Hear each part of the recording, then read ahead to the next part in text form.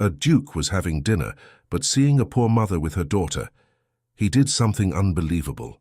Before we begin this beautiful period romance story, tell me in the comments where you're listening from. I love knowing where you're joining me from.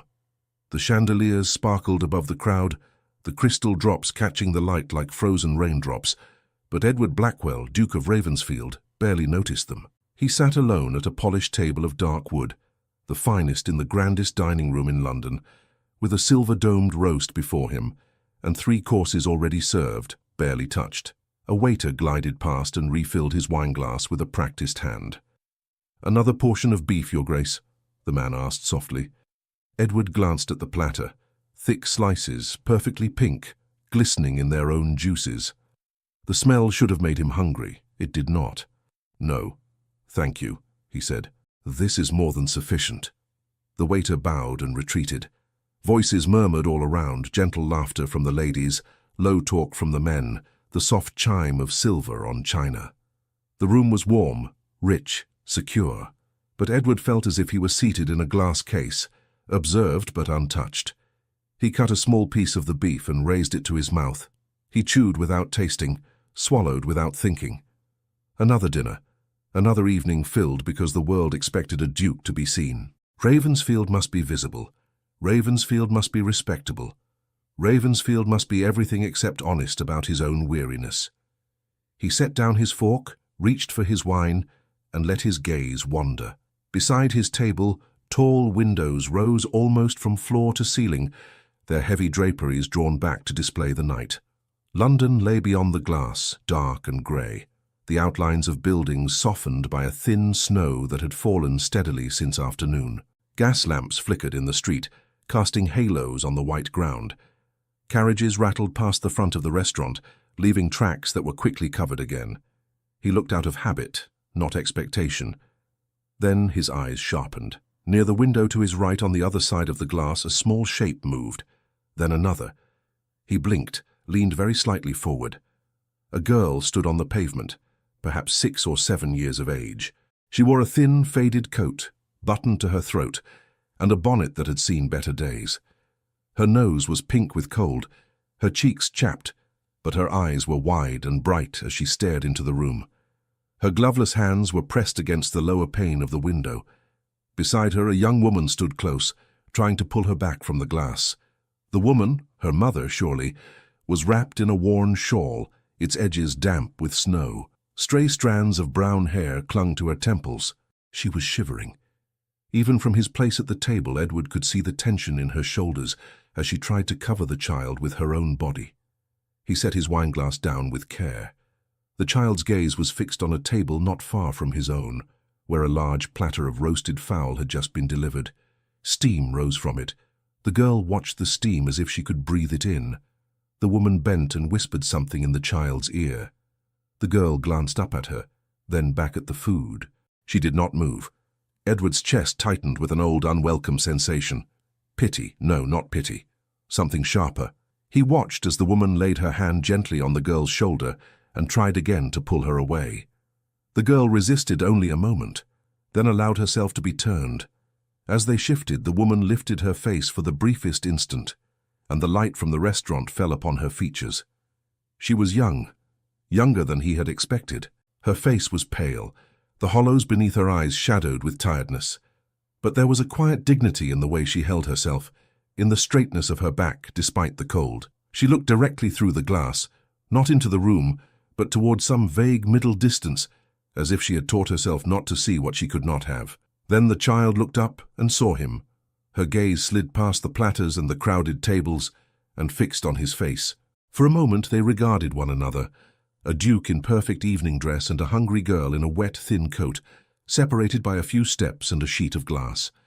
Her lips moved as if she might say something. Then she ducked her head quickly, embarrassed, and pressed closer to the woman's side. Edward realized his hand had tightened around his napkin. He forced his fingers to uncurl. "Your Grace." He did not turn immediately. A gentleman at a neighboring table had addressed him, but Edward kept his eyes on the pair outside. "Your Grace," the gentleman repeated a bit louder, "I trust the roast is to your liking?" Edward glanced at the man, some viscount or other whose name he could not recall. "The roast is excellent," he said. "I commend the house." The man nodded, satisfied, and returned to his own conversation.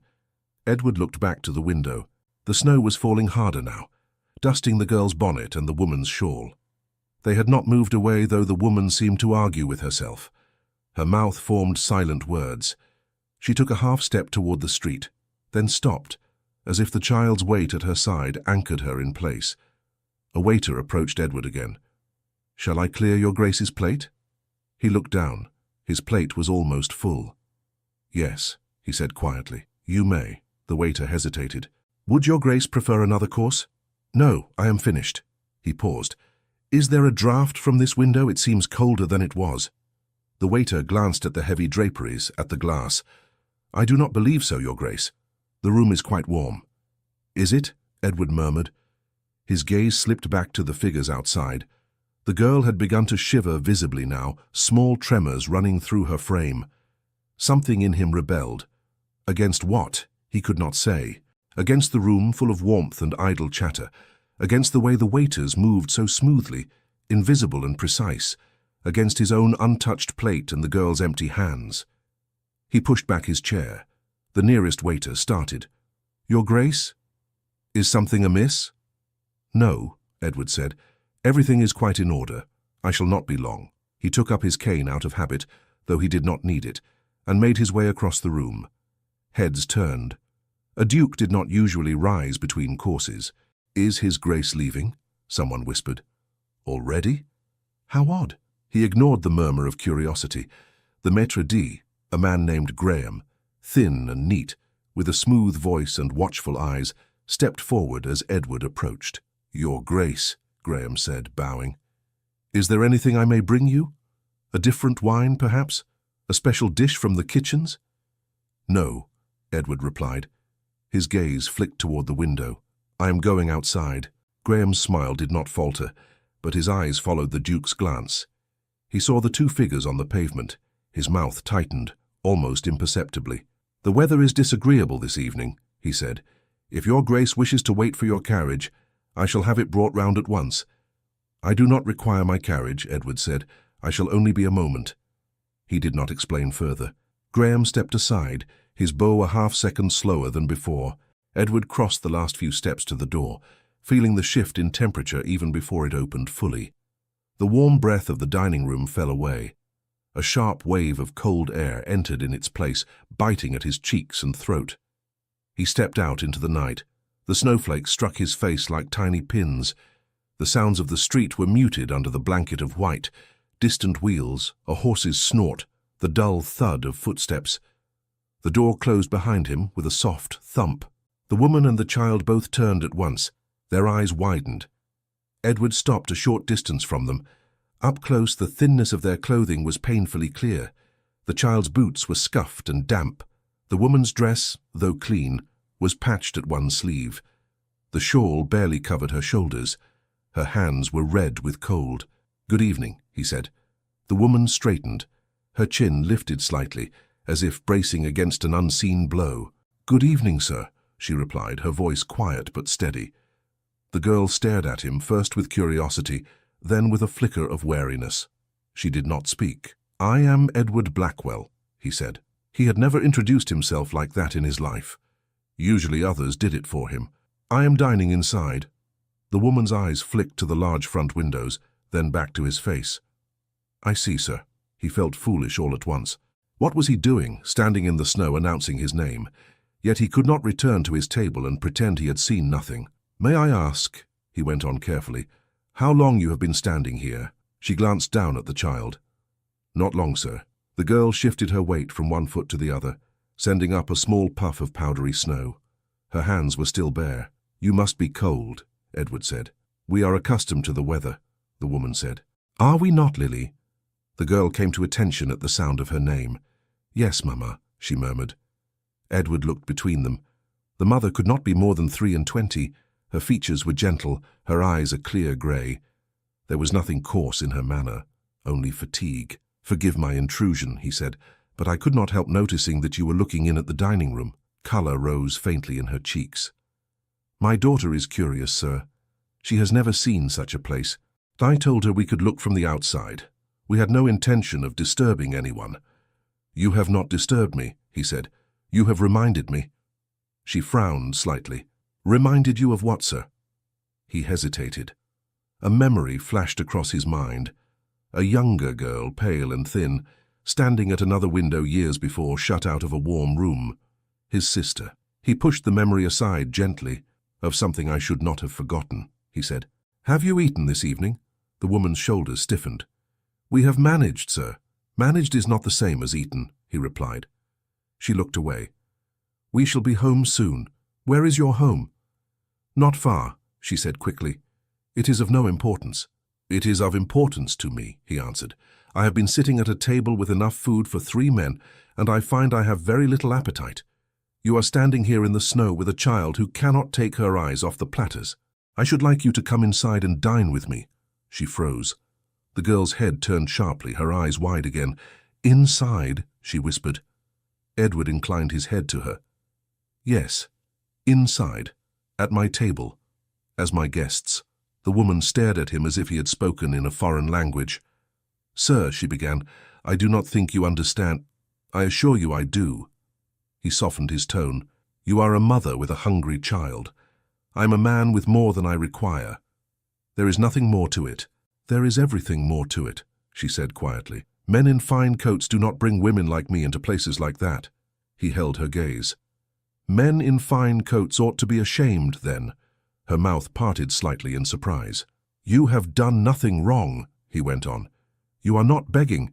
You are not causing trouble. You were merely standing in the street, looking through a window. If any shame lies here, it lies with those of us who sit inside and pretend not to see.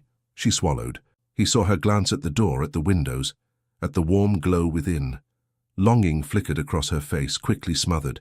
I cannot go in dressed like this, she said. They would turn us away. They will not, he answered.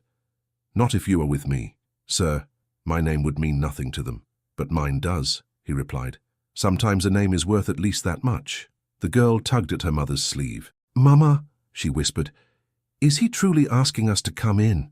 Hush, Lily, the woman murmured, though her own voice trembled. Edward bent a little to address the child directly. What is your name? He asked. Lily, she said. Lily Harrow. A pretty name, he said. And your mother? The woman hesitated. Alice Harrow, she said at last. Alice, he repeated. Mrs. Harrow, will you do me the honor of joining me for dinner? I promise you no one will be allowed to speak against you while you are under my protection. She flinched slightly at the word protection, as if it carried a history. Why? She asked. Because I am tired of eating alone, he said simply. And because it troubles me that you and your daughter should stand here in the cold while there is warmth enough for 100 people behind this door. You do not even know us, she whispered. I know enough, he replied.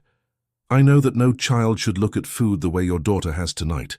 Lily lowered her eyes, embarrassed. Alice Harrow closed her eyes for a brief moment, as if listening to some inner argument. When she opened them again, they were bright with unshed tears, but her voice was steady. If they protest, she said, if they speak against you for this, I shall leave at once. I will not be the cause of any trouble, sir. You must believe that. Madam, he said, straightening, if there is trouble, it will not be of your making. Come. He offered his arm. She hesitated only a heartbeat, then placed her gloved hand lightly on his sleeve. Lily took her other hand. Together they walked across the pavement toward the door. As they approached, the glass panes reflected their figures, his tall frame in dark evening clothes, her slight one in a thin dress and shawl, the child between them. Snow melted into small droplets on the glass, blurring the image. Edward felt their steps slow as they neared the entrance. He could almost hear the thump of his own heart, the shifting hum of conversation within, the faint clatter of dishes. He pushed the door open with his free hand. Warm air rushed out to meet them. The sounds of the dining room rose, then faltered. Conversations broke off. Forks paused halfway to mouths. A violinist in the corner let his bow rest lightly on the strings, the tune dying away. Every eye turned toward the door. Edward stepped inside first, drawing Alice and Lily gently after him. Snow clung to the hem of her dress, to the child's boots. A few flakes still sparkled in their hair. The maitre d' Graham was already moving toward them, his expression polite but puzzled. "Your Grace," he began, then stopped as he saw the two figures at Edward's side. His gaze flicked from their faces to their clothing, to the damp footprints they were leaving on the polished floor. Edward spoke before he could. "Mr. Graham," he said, his tone calm, "these ladies will be dining with me this evening. Kindly see that a place is laid at my table for Mrs. Harrow and her daughter." Silence deepened. Somewhere in the back of the room, someone whispered, "Good heavens." Graham's smile stiffened. "Your Grace," he said slowly, "perhaps we might speak aside for a moment." "There is no need," Edward replied. "I am quite clear on what I wish." Graham's eyes shifted to Alice and Lily again.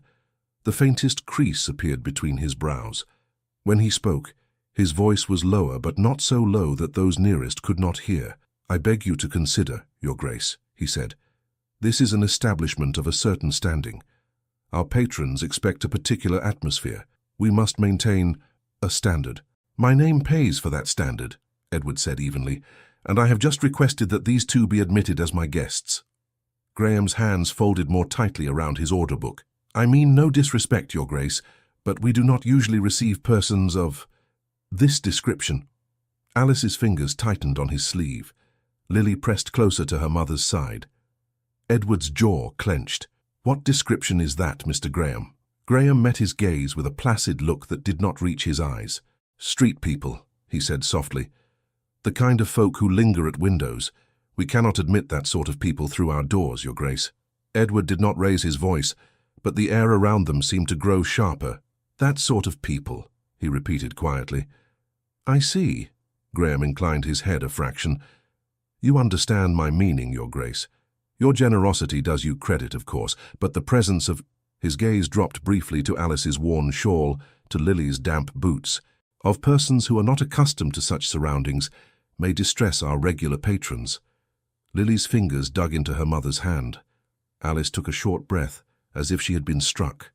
"Come, Your Grace," a woman's voice called from a nearby table. "You cannot be serious." He turned his head. At a corner table sat a lady he recognized vaguely, perhaps the wife of a baronet. Her gown was of pale silk, her hair arranged carefully, her expression one of affronted curiosity. Two other women and a gentleman sat with her, all watching closely. "You cannot mean to bring them in here," the lady continued, lowering her voice only slightly. "It is not appropriate." A few others murmured in agreement. The sound rippled through the room. Edward looked back at Alice and Lily. Alice's cheeks were burning now, her eyes fixed firmly on the floor. Lily stared straight ahead, her chin trembling. "Mrs. Harrow," Edward said in a low tone, "do not be distressed. You have done nothing wrong." She swallowed hard. "We should go," she whispered. "Please, sir, it is better this way." He met Graham's eyes again. "Mr. Graham, you spoke of standards. Allow me to remind you of another. When a guest of this house extends hospitality, it is not for the staff to refuse." "Your Grace," Graham said, keeping his voice smooth, "if we make an exception tonight, others will expect the same. We must think of the comfort of all." "The comfort of all," Edward said, "or the prejudice of some?" A hush fell. The words hung in the air. The baronet's wife set down her fork with a little click. "Surely, Your Grace," she said, "a gentleman of your standing understands that one must draw a line somewhere. If the street is allowed to walk in, what is to become of places like this?" Edward turned fully to her, but his tone remained polite. "Madam, if the comfort of your dinner relies upon a child remaining hungry in the snow, perhaps it is not as delicate as you suppose." Her lips parted in outrage. "How dare you suggest—" "Madam," he said, bowing his head slightly, "I dare because I have eyes, that is all." "Your Grace," Graham cut in quickly, sensing the growing heat, "I beg you, allow me to fetch the proprietor. It is a matter he must decide." "By all means," Edward said. "Fetch him." Graham hesitated, then nodded and slipped away. The room remained silent. People pretended to look at their plates, but their attention did not stray far from the entrance. The violinist shifted uneasily, bow still resting on the strings, uncertain whether he should resume playing. Alice leaned closer to Edward. "Please," she said under her breath, "I cannot bear all these eyes." "We should leave," If you wish to leave, he replied softly, we shall. But not because someone has made you feel you do not belong in a place where I have invited you. I do not belong, she whispered. Look at me. He did. He saw the worn shawl, the patched sleeve, the snow melting on her hem. He also saw the way she held her head, the way she tried to shield her daughter with her own body. I see a woman, he said. A mother. That is enough. Lily looked up at him, startled. Her eyes were wet, but she did not speak. A door at the far end of the room opened. Graham returned, followed by a man in his middle years, broad in the shoulders, with careful side whiskers, and a waistcoat that strained slightly at the buttons. This was Mr. Elkins, the proprietor. His usual expression of genial welcome was tempered now by unease. Your Grace, he said, hurrying forward, bowing deeply. What an honor to see you this evening. I trust everything is to your satisfaction. That depends, Edward said quietly. Am I to understand that you intend to refuse my guests? Elkins's eyes flicked from Edward to Alice and Lily. His smile faltered. He recovered it quickly, but there was a tightness to it now. There has been a misunderstanding, I am sure, he said. Mr. Graham is only thinking of the establishment's reputation. We have worked hard to cultivate a certain exclusivity. And you fear that Mrs. Harrow and her daughter will damage it, Edward said. Is that the concern? Elkins spread his hands. You know how it is, Your Grace. Our patrons are of the best families. They come here to enjoy their meals without discomfort. Discomfort in the form of a woman and a child, Edward asked. Fully clothed, quiet, respectful. They possess nothing that could offend the eye except their poverty, and that does not spread by contact. A frown creased Elkin's forehead. I do not mean to insult anyone's circumstances, he said, though the words sounded rehearsed. But if we admit such persons once, where does it end? Tomorrow there might be others at the door. We cannot become a soup kitchen. Lily's small hand tightened again. Alice's shoulders drew in. You are not asked to become anything of the sort, Edward replied. You are asked to serve 3 persons instead of 1. At full price, I might add. That is not the point, Elkins said. If the other patrons are offended, they may choose not to return. My staff depend upon the custom of these people. I must think of all, not only of one. And I tell you, Edward said, that if you deny entrance to my guests tonight, you will lose more than my custom. I shall see to it that every gentleman of my acquaintance knows how you refused entrance to a child at my side. Elkin's eyes widened. Colour rose in his face. Your Grace, there is no need for threats. I make no threat, Edward said. I state a fact. Graham shifted uncomfortably behind his employer. The room held its breath. Elkins hesitated, torn between his fear of losing a duke's favour and his dread of the murmuring tables around them. He glanced toward the baronet's wife, who gave an almost imperceptible shake of her head, as though urging him to stand firm. Edward saw the gesture. His expression did not change, but his voice grew colder. Choose, Mr. Elkins, he said. Will you deny me the right to seat my own guests at my own table? Elkins swallowed. No, he said slowly. No, of course not. We are honoured by your Grace's presence and that of your companions. The words tasted sour, but he forced them out. Mr. Graham, see that the table is laid accordingly. A murmur rose, louder now, discontented. The baronet's wife whispered sharply to her husband. I shall not return if this is to be the way, she said, audibly enough for others to hear. Mark my words. Madam, Edward said without looking at her, you must do as you think best. Elkins forced a laugh that convinced no one. There, you see, he said weakly. All resolved. We shall make certain your guests are comfortable, Your Grace. Graham stepped forward, his face stiff. If you will allow me to escort the ladies to your table, he said. Edward turned back to Alice and Lily. Will you walk with me? He asked gently. Alice's face was pale, but she nodded. If you insist, sir, she said, though I fear we are causing you a great deal of trouble. You are causing me none, he replied. Others are doing a very good job of that on their own. He offered his arm again. She took it, not with the easy grace of a lady accustomed to such things, but with hesitant care. Lily walked on her other side, her eyes darting about the room, taking in the shimmering glass, the gleaming silver, the flowers on the tables. They crossed the dining room under a forest of glances. Some were curious, some disapproving, a few openly hostile. Edward kept his gaze straight ahead, his back straight as if nothing were amiss. At his own table, Graham had already signalled for 2 more place settings. A waiter hurried to lay them, cheeks flushed, hands quick. The napkins were folded precisely, the additional chairs positioned. "If you will be seated," Graham said, his tone professionally smooth, his eyes carefully avoiding Alice's face. Edward gestured to the chair nearest him. "Mrs. Harrow," he said. "Please." She hesitated, then sat down, clutching her shawl close. The chair seemed to swallow her slight figure. Lily climbed into the smaller chair beside her, her feet dangling above the floor. Edward resumed his own seat. "Thank you, Mr. Graham," he said. "We shall require plates for the first course at once." "Of course, Your Grace," Graham said. He inclined his head and retreated, his lips pressed tight. For a few moments, no one at the surrounding tables spoke. Then, slowly, the low hum of conversation resumed, though the tone had changed. There was a new edge to it, a sharpness, as if each word had been dipped in vinegar. Alice shifted uneasily, her eyes fixed firmly on her hands, folded in her lap. "This is wrong," she murmured. "We should not be here." "You should be exactly where you are," Edward answered. "At a table, not in the snow." Lily glanced at the plates already before him. "Is that beef?" she asked, then reddened. "I am sorry, Mama says I must not ask questions at other people's tables." Edward smiled faintly. "You may ask any question you wish at mine," he said. "Yes, it is beef. Do you like it?" "I do not know," she said. "I have never tasted beef like that." "Then we must remedy that immediately," he said. A waiter approached with cautious steps, carrying 2 clean plates. He placed one before Alice and one before Lily, then looked uncertainly at Edward. "Serve them as you would serve me," Edward said. "The same portions, the same dishes." The waiter blinked. "Yes, Your Grace."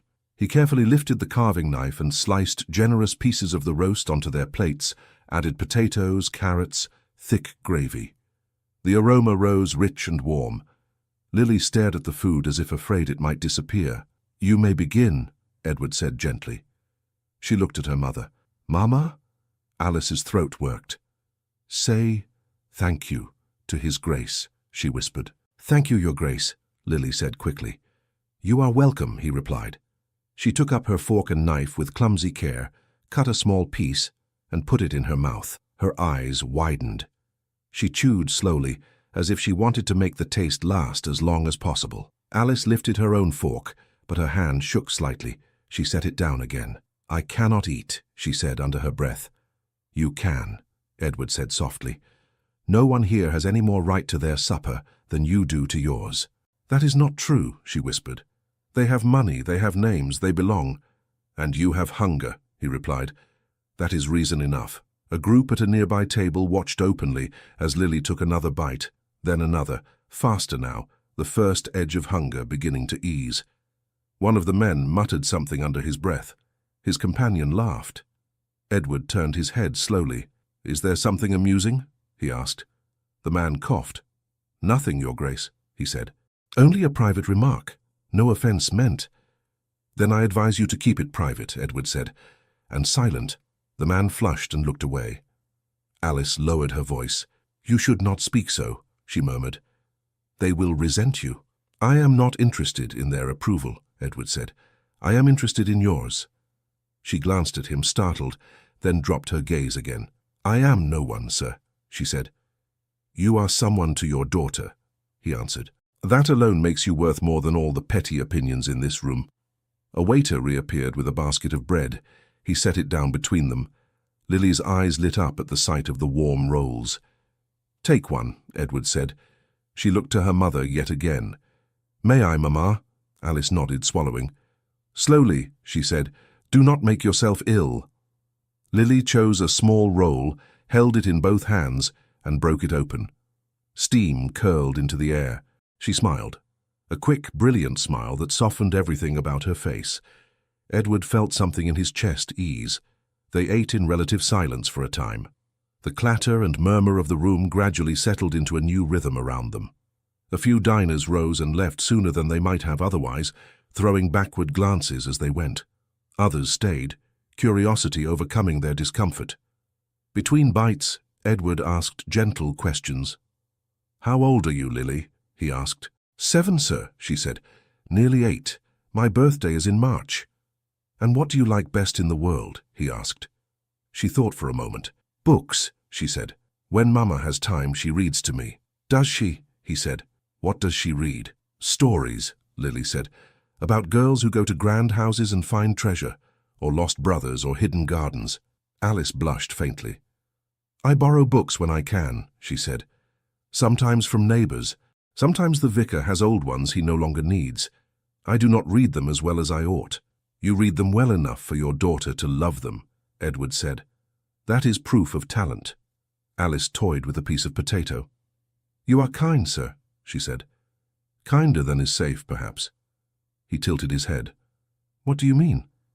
She shook her head. "Nothing. Only that there is a world out there that will not thank you for tonight." He glanced around. "I do not seek its thanks." The meal continued. They were served a lighter second course, then a sweet pudding that made Lily's eyes shine anew. She ate every spoonful eagerly, though she tried to maintain the manners her mother had clearly taught her. Alice ate more slowly, as if each bite was a decision. By the time the plates were cleared, the room had begun to thin. Some guests had finished and moved on to other entertainments. Others lingered over coffee, still watching. Edward signaled for the bill. Graham approached with the account, which Edward settled without glancing at the sum. "Your Grace," Graham said quietly, leaning nearer, "if I may suggest, there is a quieter way for such benefactions. The kitchens can prepare parcels. The ladies could have been served at the back door without causing comment." "Do you often feed your patrons at the back door?" Edward asked. Graham drew back a fraction. "That is not what I meant." "I know exactly what you meant," Edward said. "You wish to keep them out of sight." Graham's mouth stiffened. "I wish to avoid discomfort for all concerned." "Then consider this your discomfort," Edward said. "I trust it will be instructive." Graham bowed again, lips pressed together. "As you wish, Your Grace." Edward turned to Alice and Lily. "Have you had enough?" he asked gently. "There is more if you wish it." "Oh, yes," Lily whispered. "I could eat forever, but Mama says one must know when to stop." Alice managed a faint smile. "We are very grateful," she said. "We have had more than we expected when we left our room this evening, more than we have had in a long time." He hesitated. "May I see you home?" Her eyes widened. "No," she said quickly. "That is not necessary. You have already done too much." "Too much?" he repeated. "I have offered you a meal, nothing more. If people see you with us in the street," she said, "they will talk even more. They will say things. They will invent them if they cannot find any true ones. You do not need that. What I need," he said slowly, "is to be able to sleep tonight. I do not think I shall if I imagine you walking back alone in this weather." She hesitated, torn. "It is not far," she said. "All the same," he replied. "I insist." Lily looked hopeful. "Please, Mama," she said. "It will be dark." Alice exhaled in resignation. "Very well," she said quietly. "If you wish, sir." He rose. They followed suit, Lily clutching her mother's hand, Alice holding the shawl tightly around her. As Edward put on his coat, he turned briefly to speak with an acquaintance who had approached him with a question about a meeting the following week. The conversation took a few moments more than he would have liked.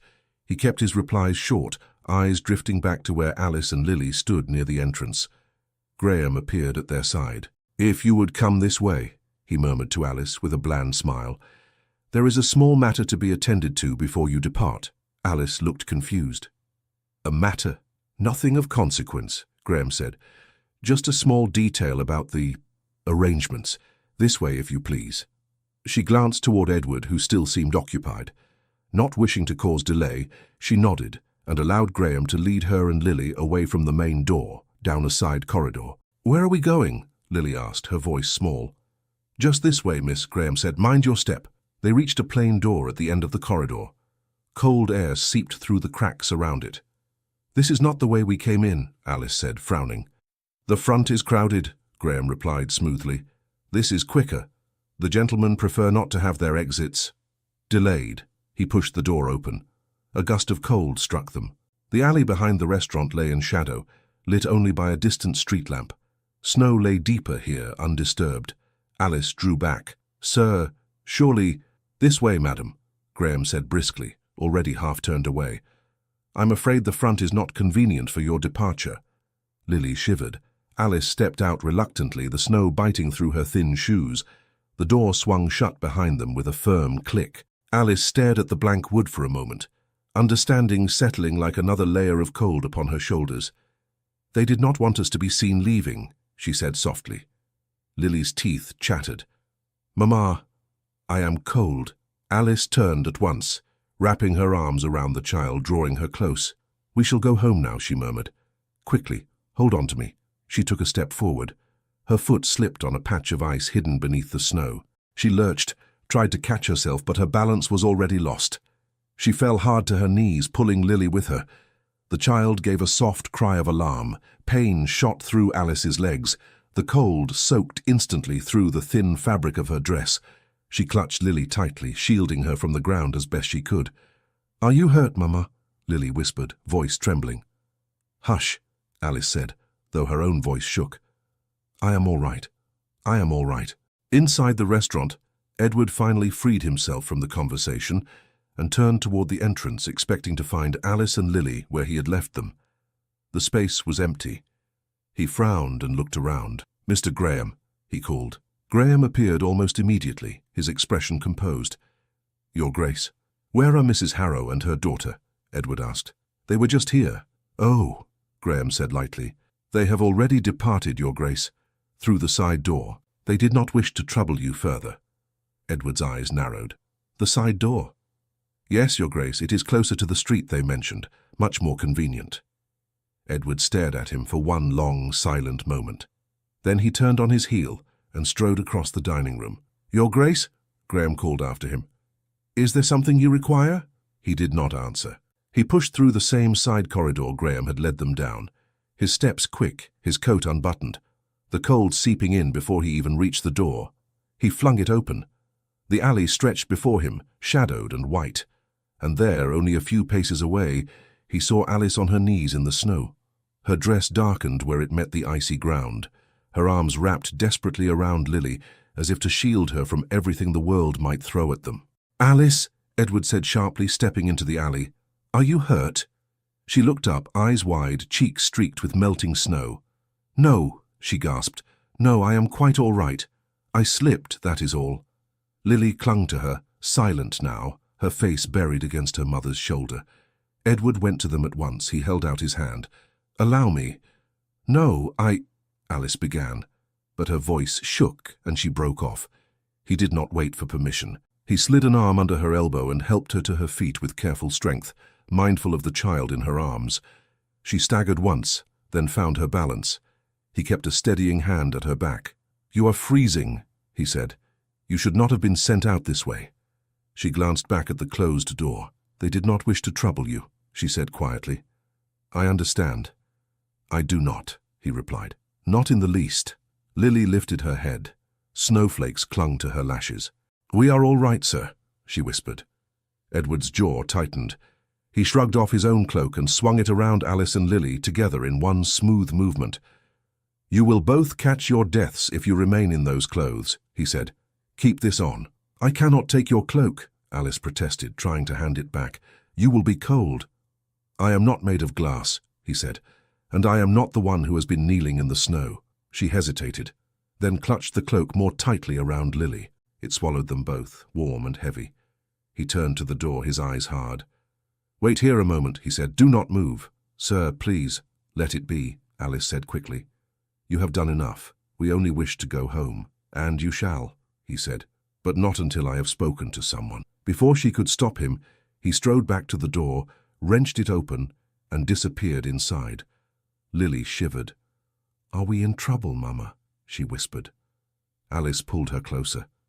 "No, my love," she murmured. "You have done nothing wrong. Whatever happens, you must remember that." Inside, the warmth hit Edward like a wave, but it did nothing to ease his anger. He found Graham in the corridor, straightening a stack of menus with unnecessary precision. "Mr. Graham," Edward said, each word clipped. "Did you send my guests out through the back door?" Graham started. "Your Grace, Yes or no?" Edward said. Graham swallowed. I believed it would be more appropriate, less attention. The front? Appropriate, Edward repeated. You sent a lady and a child into an unlit alley alone in the snow without asking my leave. Is that what you call appropriate? Graham lifted his hands in a small, placating gesture. Your Grace. The other guests were watching. Some were visibly displeased. I thought it best to avoid further disturbance. So you chose to insult mine instead, Edward said. You chose to dispose of them like refuse. Graham flinched. That was never my intention. But it was the effect, Edward said, and the effect is what concerns me. Elkins appeared at the end of the corridor, drawn by the raised voices. Your Grace, he said, forcing a smile. Is there some difficulty? Yes, Edward replied. There is. Your employee decided that the proper way to dismiss my guests was to thrust them into a back alley like intruders. Mrs. Harrow has just fallen. Elkins' face paled. Fallen? My word. Is she hurt? She says not, Edward said. But that is beside the point. You will instruct your staff that any person I bring through your doors is to be shown the same courtesy as myself. If you cannot manage that, you will not be honored with my patronage again. Elkins spread his hands in distress. Your Grace, I assure you we meant no harm. Mr. Graham acted in haste. He was thinking of the comfort of our regular clients and forgot that your regular clients are not the only people in the world, Edward said. Elkins shot Graham a furious glance. You should have been more considerate, he snapped. Apologize at once. Graham's jaw worked. Of course, he said stiffly. I shall, if your Grace desires. You will apologize, yes, Edward said, but you will do so to Mrs. Harrow, not to me, and you will do it another time. At present I am taking her home. Elkins bowed, flustered. As you wish, your Grace. Please extend to her our regrets. Edward gave a short nod and left without another word. Back in the alley, Alice was still standing where he had left her, arms wrapped tightly around Lily, the cloak pulled high around their faces. It is settled, he said. You owe them nothing. Come, I shall see you home. Sir, she said uncertainly, you are under no obligation. I am under one, he cut in. To myself. I will not pretend I have not seen what I have seen tonight. Pray do not ask me to. She met his gaze for a moment, then looked away. Very well, she said softly. If you insist. I do, he replied. He offered his arm again. This time she took it without protest. Lily walked on her other side, wrapped in the cloak, her face barely visible. They left the alley and stepped into the street. The snow had eased a little, but the air was still sharp and damp. The lamps cast small islands of light. Their footsteps crunched in the thin layer of white. Which way? Edward asked. This way, sir, Alice said, toward Bishop's Lane. You walk all that distance at night? He asked. When there is no choice, she replied. We did not intend to stay long at the window. It was only... She broke off. Only longer than you meant, he said, because the food was difficult to look away from. She said nothing. Tell me, he went on, what kind of work do you do? I sew, sir, she said. Mending, small pieces, sometimes shirts if there is steady custom. Other days, I take in laundry, anything honest that is offered. And the child's father? He asked gently. She stiffened. He is gone, she said. I am sorry, Edward said at once. I did not mean to wound you. You did not, she said. It is simply not a story I can tell in the street, or perhaps anywhere. He let the subject rest. And Lily? He asked after a moment. Does she attend school? Alice gave a soft, almost apologetic laugh. School is for those who can pay fees, she said. We cannot. I teach her at home, when there is time. What do you teach her? He asked. Letters, she said, numbers, a little writing, a few verses, and whatever scraps of stories I can remember from... Before, he repeated. She shook her head. It does not matter, sir. That life is gone. They walked in silence for a few minutes. The houses grew narrower, the street less even. Lamps were farther apart. A dog barked somewhere in the distance. Lily spoke suddenly in a small voice. Sir? Yes, Lily? Edward said. Will you be in trouble? She asked. In trouble, he repeated, surprised. Why do you ask? Because of us, she said. The people in the restaurant were angry. Mama said you might be too one day because of us. Alice gasped softly. "Lily, hush." Edward looked down at the child. "I am not angry with you," he said. "Do you know what a duke is, Lily?" She nodded solemnly. "A very important person." "Some people say so," he said. "But I tell you this. A duke may bear frowns and whispers without serious harm. A little girl cannot bear hunger so easily. If anyone is to be in trouble, better it be the duke." Lily considered this with grave seriousness. "You are not like the gentleman in the stories," she said after a moment. "Is that so?" he asked, a corner of his mouth lifting. "What are the gentlemen in the stories like?" "They are very grand," she said. "They ride horses and go to balls and marry princesses." "Do they?" he said. "Perhaps the stories need more variety." Lily smiled faintly and pressed closer to her mother. At last, Alice stopped in front of a narrow brick house with a chipped step and a small crooked brass number by the door. "This is where we lodge," she said. "We have a room at the top." Edward examined the house. It leaned slightly, as if tired. Light glowed behind only one or two curtains. He opened the door for them. The entrance smelled faintly of damp and coal dust. A narrow staircase rose into darkness. "Allow me," he said. He reached for a small lamp hanging on a hook and lit it with a match from his pocket. "You need not climb all those stairs," Alice protested. "You have already walked so far." "I am not yet an invalid," he replied. "Lead the way." They climbed the creaking staircase, past doors with keyholes plugged by cloth, past voices murmuring behind thin walls. On the top floor, Alice stopped before a door with peeling paint. She reached into her sleeve, drew out a small key and unlocked it. "I am almost ashamed to let you see," she said quietly. "Do not be," he answered. She pushed the door open. The room beyond was small but clean. A narrow bed stood against the wall, covered with a worn quilt. A single chair, a tiny table with a candle and a basket of mending completed the furnishings. In the corner, an empty hearth gave off no warmth. Edward stepped inside and felt at once the difference in the air. It was as cold inside as out. "You have no fire," he said. "We save coal when we can," she said. "It is not always possible to afford it." He looked at Lily. The child had begun to sway with tiredness now that the excitement was fading. "Put her to bed," he said gently. Alice nodded. She led Lily to the bed, helped her remove her boots, which were damp through, and eased her under the quilt. "Thank you for the cloak," Alice said, unfurling it carefully and handing it back to him. "It has been a great help." He took it, reluctant to remove it from their shoulders. "You will be warm enough?" he asked. She glanced at the thin quilt, then smiled with effort. "We have managed so far," she said. "We shall manage again." "That is not an answer," he said. "It is the only one I have," she replied. He stood in the small space, cloak over his arm, feeling the limits of what he could offer without overstepping. He did not wish to insult her by pressing coins into her hand, as one might do with a beggar. She was not that. "If you allow it," he said, "I should like to send a few things in the next day or two. Coal, perhaps. Some food. Nothing grand. Only what might make the winter a little less harsh." Color rose in her cheeks. "You have done enough," she said. "More than enough.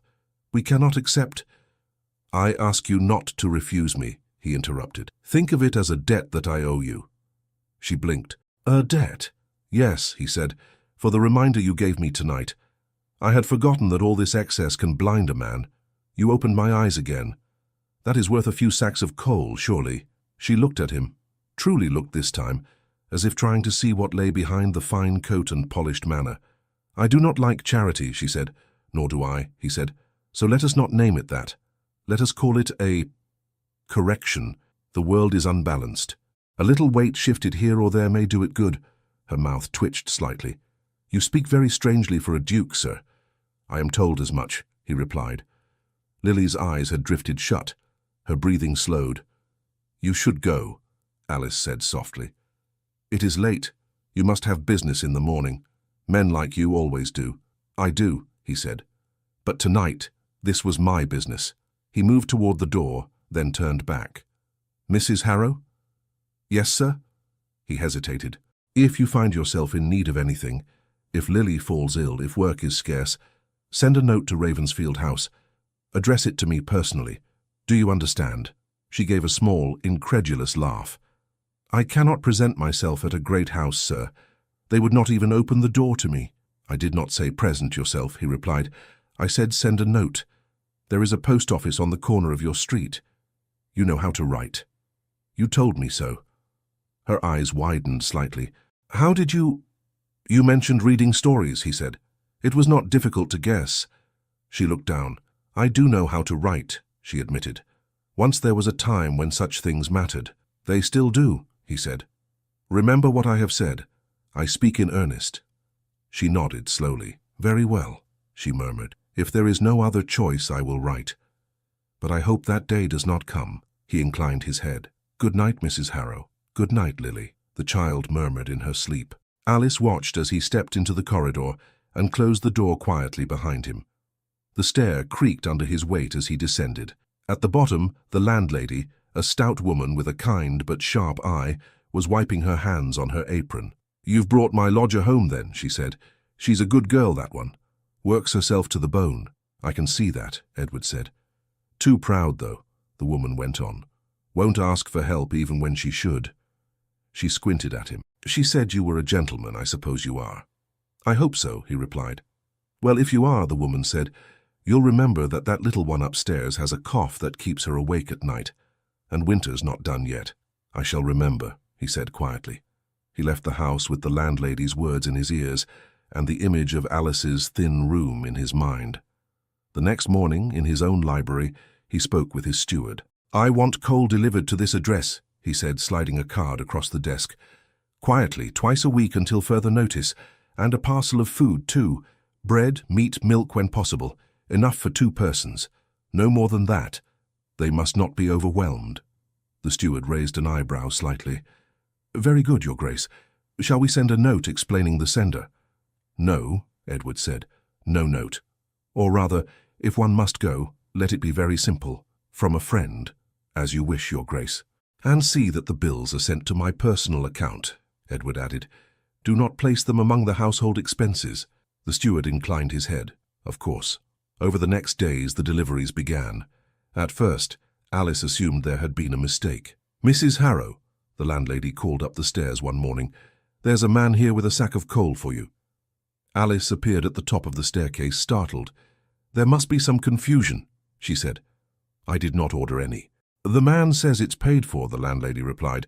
And there's more coming in the afternoon food, he says. Alice descended slowly, hands twisting in her apron.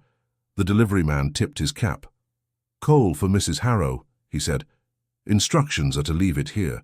Whose instructions? She asked. He shrugged. Comes from Ravensfield House, miss. That's all I know. Her heart gave a little jolt. There has been a mistake, she said. I cannot accept. The account's settled, the man said. If you don't take it, I suppose I must leave it in the street. The landlady clicked her tongue. Don't you dare let him do such a thing, she told Alice. You take it. Whoever sent it, God bless him. Alice hesitated, then nodded. Very well, she said softly. Thank you. Later that day, when a package arrived with bread, cheese, a small joint of meat and a bottle of milk, she held the note that came with it, from a friend. No name, no flourish. Only those 3 words in a firm, neat hand she recognized from the brief note she had seen at the restaurant. She pressed her lips together and folded the note carefully into a small box. A week passed, then another. Edward came once to the lodging house, under cover of delivering a book he claimed to have promised Lily. Lily greeted him with delight. Sir, she cried, flinging her arms around his waist, before she remembered herself and stepped back, cheeks pink. Forgive me. Mamma says I must not forget my manners. On this occasion, Edward said, smiling, I am quite content to be tackled. Alice watched, a strange expression in her eyes. Gratitude, certainly, but something else too. Caution. You should not come so often, she said quietly when Lily ran to fetch the book they had been reading. People may notice. Let them, Edward said. Do you feel better with coal on the hearth? Yes, she admitted. Lily sleeps more deeply. She coughs less. Then it is worth whatever people may say, he replied. She looked at him sadly. You think so now, she said. You may not always. Soon, the city began to talk. At clubs and tea tables, the tale of the Duke who had brought a poor woman and her child into a fashionable restaurant was repeated with increasing colour. He sat them right at his own table, a gentleman told his friends at White's. The child ate like a starved kitten. And the mother, someone asked. Quiet as a mouse, they say, but young, not old enough to be so worn. Do you suppose she is his— Another man raised his eyebrows, letting the unspoken word hang. It appears not, the first said. He left alone. But who can say what will happen now that he has taken an interest? In a warm drawing room across town, Lady Beatrice Ashford listened as a friend recounted the story again. He has been to her lodging, the friend said in a conspiratorial whisper. Alone, Beatrice, imagine. Lady Beatrice sat very straight on the sofa, her dark eyes sharp. She had once pictured herself as the Duchess of Ravensfield. The title had slipped through her fingers, but the expectation of proximity remained. A lady was there when he arrived, the friend went on. She said the house is in a poor district, the sort of place one prefers not to think about. And the woman? Beatrice asked. What is her name? I believe someone said Harrow, the friend replied. Alice Harrow. Beatrice's fingers tightened around her teacup. A faint ringing began in her ears. Are you certain? She asked. That is what I heard, the friend said lightly. Does it signify? Beatrice's mind went back 10 years, to a governess with steady grey eyes and a soft voice reading to the children by the fire, to hushed conversations with her mother about a regrettable incident, to a dismissal carried out quickly and quietly. It might, Beatrice said, it might signify a great deal. That afternoon Beatrice sent for her maid. Fetch my carriage, she said, and have one of the footmen learn the direction of this Mrs. Harrow's lodging. I shall pay a call. On a poor woman, my lady? The maid asked, startled. On a matter of business, Beatrice replied coolly. Do as you are told. The next day, when Alice was bent over her sewing, there came a firm knock at her door. Mrs. Harrow, the landlady called. You have a visitor. A visitor, Alice repeated. She wiped her hands on her apron and opened the door. A tall lady stood in the corridor, wrapped in a fine cloak, a small bonnet tied precisely beneath her chin. Her posture was perfect, her expression composed. She looked as out of place in the narrow hallway as a swan in a puddle. Mrs. Harrow, she asked. Yes, Alice said slowly. I am Lady Beatrice Ashford, the woman said. May I come in? Alice's breath caught. For a heartbeat, everything around her seemed to blur. Lady Beatrice, she said. Yes, Beatrice replied. I see you remember me. Alice stepped aside automatically. Of course, my lady, she said. Please, though there is not much room. Beatrice entered with careful movements, avoiding the low lintel. She glanced around the small space, the bed, the hearth, the sewing basket, with a faint curl to her lip. I see, she said. Life has not treated you kindly. Alice folded her hands to keep them from shaking. What brings you here, my lady? She asked. Beatrice turned to her, eyes cool. I thought it best to speak to you privately, she said, before things go any further. I do not understand, Alice said. Do not pretend, Beatrice said sharply. I hear that you have attracted the notice of the Duke of Ravensfield, that he brought you into a reputable establishment, that he visits you here, and that he sends you gifts. Alice's face flooded with colour. Your information is exaggerated, she said. He has been kind, nothing more. Kindness from a man in his position is not a small thing, Beatrice said. It is dangerous. For you and for him. I never sought his attention, Alice said, voice low. We met by chance. He saw Lily at the window, that is all. Lily, Beatrice repeated. The child. She moved closer to the bed, where Lily sat, her sewing in her lap. The girl had been silent, observing everything with wide eyes. Come here, child, Beatrice said. Lily looked at her mother. Alice nodded reluctantly. Lily slid off the bed and stood before Beatrice. How old are you? Beatrice asked. 7, my lady, Lily said softly. Beatrice studied her face, the line of her small nose, the shape of her mouth. Something flickered in her expression, quickly hidden. You have your mother's eyes, Beatrice said. That may or may not be a blessing. She turned back to Alice. You know why you left my father's house, she said. Alice's fingers tightened together. I know what was said, she replied. And what do you say? Beatrice asked. That it was not true, Alice said, her voice barely above a whisper. It was never true. I told you so then. No one listened. Beatrice's gaze hardened. You were found alone with my brother, she said, after dark. in a part of the house where you had no business being. I went there to retrieve a book for the children, Alice replied quickly. He followed me. I asked him to leave. He would not. When I raised my voice, your mother arrived, that is all. My brother claimed differently, Beatrice said. He said you enticed him. He lied, Alice said, the word coming out in a rush. He lied to protect himself. I begged you to believe me. You turned away. Beatrice's mouth thinned. I was 19, she said. I believed my family, as any daughter would. The scandal might have ruined us all if it had not been contained. It ruined me instead, Alice said, her eyes bright with pain. I lost my position, my references, everything. You chose to leave, Beatrice said. I was asked to go, Alice replied, with no letter to explain, no chance to defend myself. You know that, my lady. Beatrice took a breath. What is done, she said. We cannot change the past, but we can avoid making it worse. Alice looked at her warily. What do you want from me? I want you to understand your place, Beatrice said. You live in a world that is very different from his. You know what people said about you once. If the Duke continues to see you, they will say it again, louder. They will not be kind. They will not be just. Alice's shoulders sagged slightly. I am aware, she said. Then you must end it, Beatrice said. Send him away, refuse his visits, decline his gifts. Do whatever you must to convince him that this acquaintance cannot continue. And if I do not? Alice asked quietly. Beatrice's eyes sharpened. Then I will feel obliged to share what I know, she said, for his protection. What you know, Alice said, choking a little on the words, is a lie. The world believed it once, Beatrice replied. It will believe it again. I will tell people that you are not what you seem, that you were dismissed from a respectable house under a stain, that you have no right to stand beside a man like the Duke of Ravensfield. Lily's hand crept into her mother's skirt.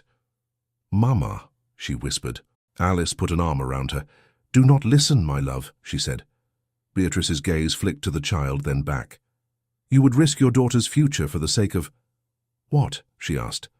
A few visits from a man who will tire of the novelty and move on. When he does, you will be left with nothing but a ruined name. I already have nothing, Alice said, except her. Then keep that at least, Beatrice said. Send him away. If you do, I will remain silent. No one need hear the old stories again. Alice closed her eyes.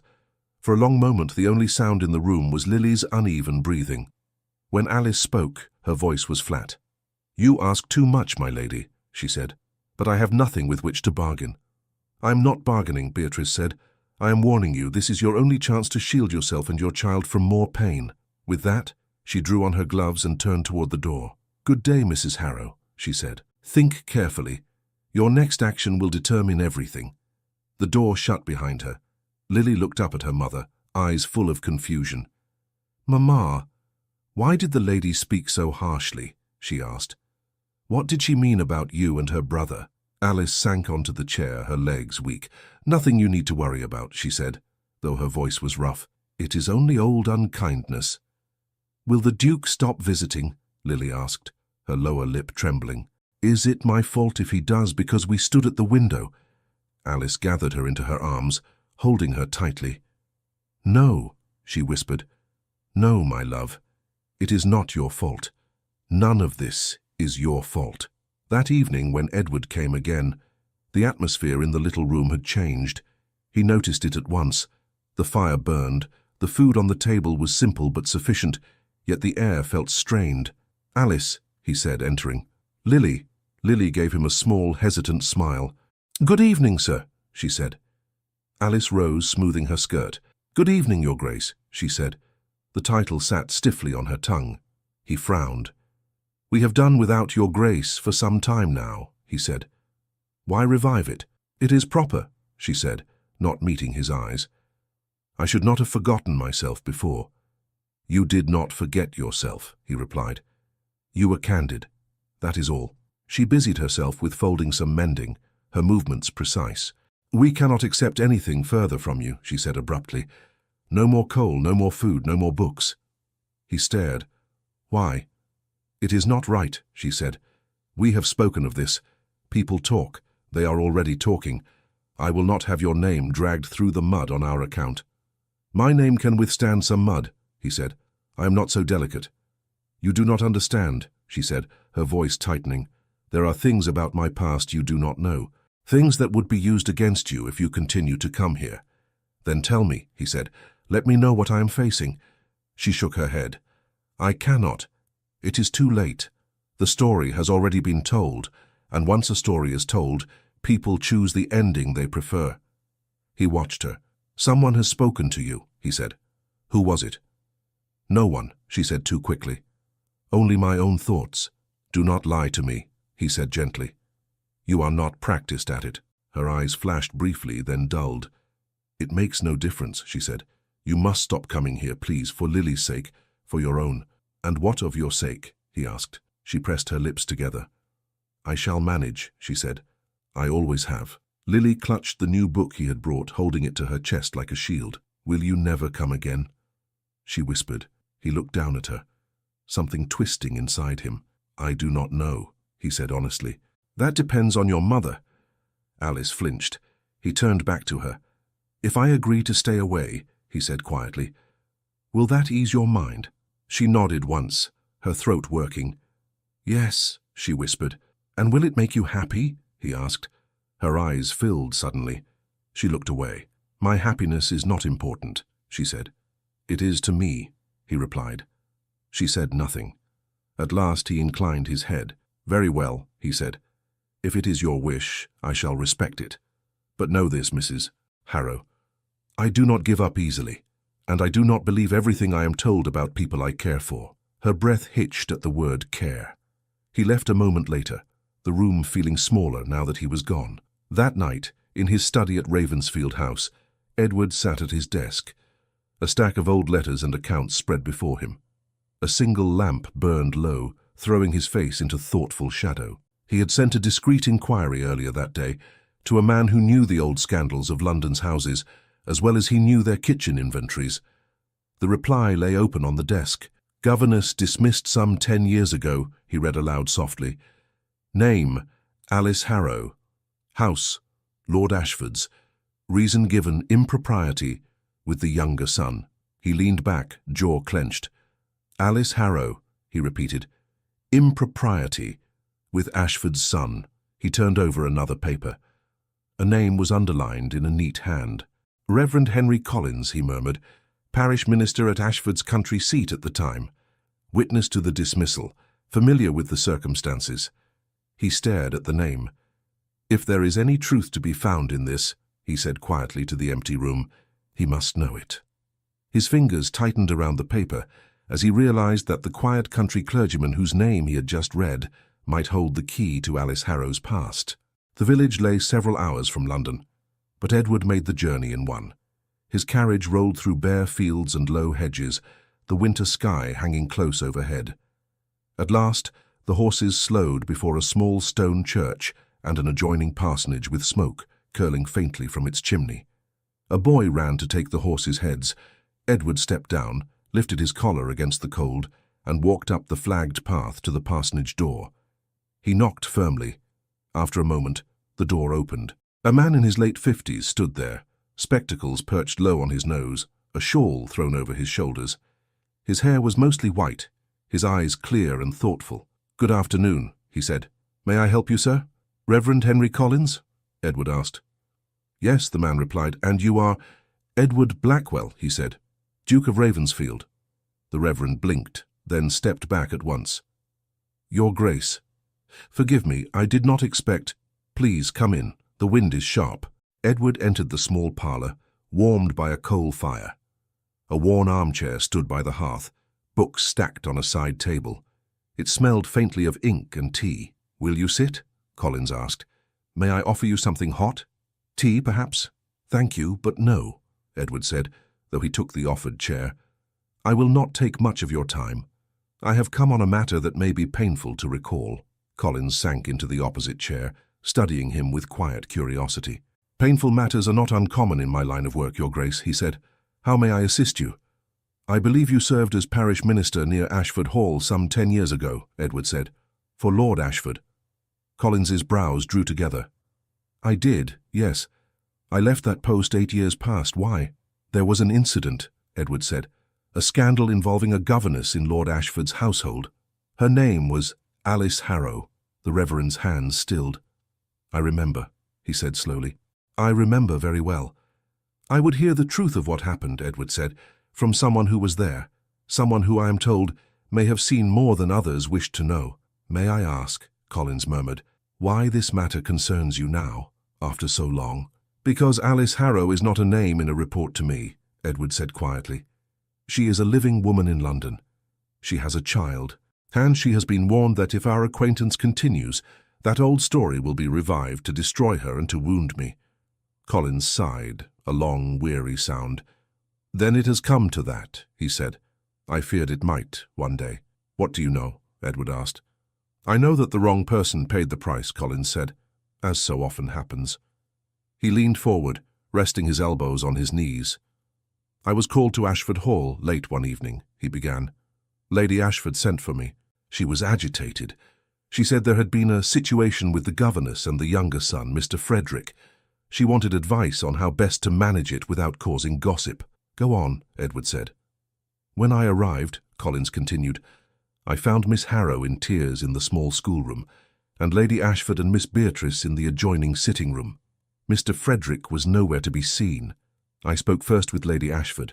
She told me that Miss Harrow had enticed her son, that they had been found together in a secluded passage. She feared for the young man's reputation. She wished to dismiss the governess at once, quietly, and send her away without a reference. Without hearing the girl, Edward said, I requested that I be allowed to speak with her, Collins replied. Reluctantly, Lady Ashford agreed. Miss Harrow told me a different story. She said she had gone to fetch a book the children had left behind. Mr. Frederick followed her and cornered her in that passage. He attempted to touch her. She resisted. When she tried to call out, Lady Ashford appeared. That is what she told me. And what did you believe? Edward asked. I had known Miss Harrow for more than a year, Collins said. She was devoted to the children, modest, serious. There had never been the slightest hint of impropriety. Mr. Frederick, on the other hand, was known for recklessness. He had been corrected more than once for inappropriate conduct with housemaids. I found it difficult to accept that she had suddenly become the aggressor. So you believed her, Edward said. Yes, Collins answered, but belief and power are not the same. Lady Ashford refused to consider her son at fault. She insisted that the appearance of wrongdoing was enough. She would not risk her family's name. She told me that the only solution was to dismiss Miss Harrow and to make it clear to the servants that she was to blame. I argued, Your Grace, not as forcefully as I wish I had all these years later, but I did argue. And Beatrice? Edward asked. Where was she in this? Present, Collins said. Silent at first, but when I pressed Lady Ashford to consider her son's pattern of behaviour, Miss Beatrice spoke up. She said that even if her brother was overly friendly, it was the governess's duty to keep her distance. That in such matters, the lower-born woman must bear responsibility. Those were her words. Edward's eyes darkened. Of course they were. Miss Harrow knelt, Collins went on softly. She begged Lady Ashford to believe her. She said she had nowhere to go, no family who could help her, and that a dismissal under suspicion would destroy any chance of future employment. Lady Ashford would not be moved. Miss Beatrice would not meet her eyes. What did you do? Edward asked. What I could, Collins said with a sigh. I told Lady Ashford that as her clergyman, I could not stand by and see an innocent woman ruined without at least some provision. We agreed, if one can call it agreement, that Miss Harrow would be given a small sum to leave quietly and that nothing would be said in public. But below stairs, the servants were told she had behaved improperly. It spread from there. And you? Edward asked. Did you speak in her defence? I did when I could, Collins said, to those who would listen. But Miss Harrow left early the next morning. I saw her only once more, very briefly at the edge of the village. She thanked me for believing her, though she said it had made no difference. Then she walked away, carrying a small trunk, and I never saw her again. He fell silent. Edward sat very still. So the story that is told now, he said at last, that she seduced a foolish young man is a lie. Yes, Collins said simply, a convenient lie. It allowed a noble family to remain comfortable. The price was one young woman's future. Did Miss Beatrice know this? Edward asked, though he already suspected the answer. She knew enough, Collins said. She heard Miss Harrow's account. She had seen her brother's behavior toward servants before. She chose, as many choose, to support the stronger voice. That is all. Edward rose slowly. Reverend Collins, he said, if this matter were to be raised again, if someone were to repeat the old story about Miss Harrow, would you be willing to speak as you have spoken now? Collins looked up at him. To whom? To anyone who needs to hear it, Edward replied. Society, if necessary, or at least to those whose opinion carries weight. The Reverend considered. I am an old man, Your Grace, he said. I have few ambitions left, but I have often wished I had done more for that girl. If there is an opportunity to set the record straight, even a little, I will take it. Edward inclined his head. Thank you, he said. You may have a chance to do so sooner than you think. He took his leave not long after, his mind already several steps ahead. On the drive back to London, he watched the winter fields roll past and thought of Alice, alone in her small room, trying to hold back a storm she had not created. By the time he reached the city, a grey dusk had settled. He did not go home. Instead, he directed the coachman to Bishop's Lane. The lodging-house door opened at his knock. The landlady's face appeared, flushed and worried. Oh, Your Grace, she said. I was wondering if you might come. His heart lurched. What has happened? It's the little one, she said. Lily, she's taken a fever, came on fast. Mrs. Harrow is beside herself. He didn't wait for more. Take me up, he said.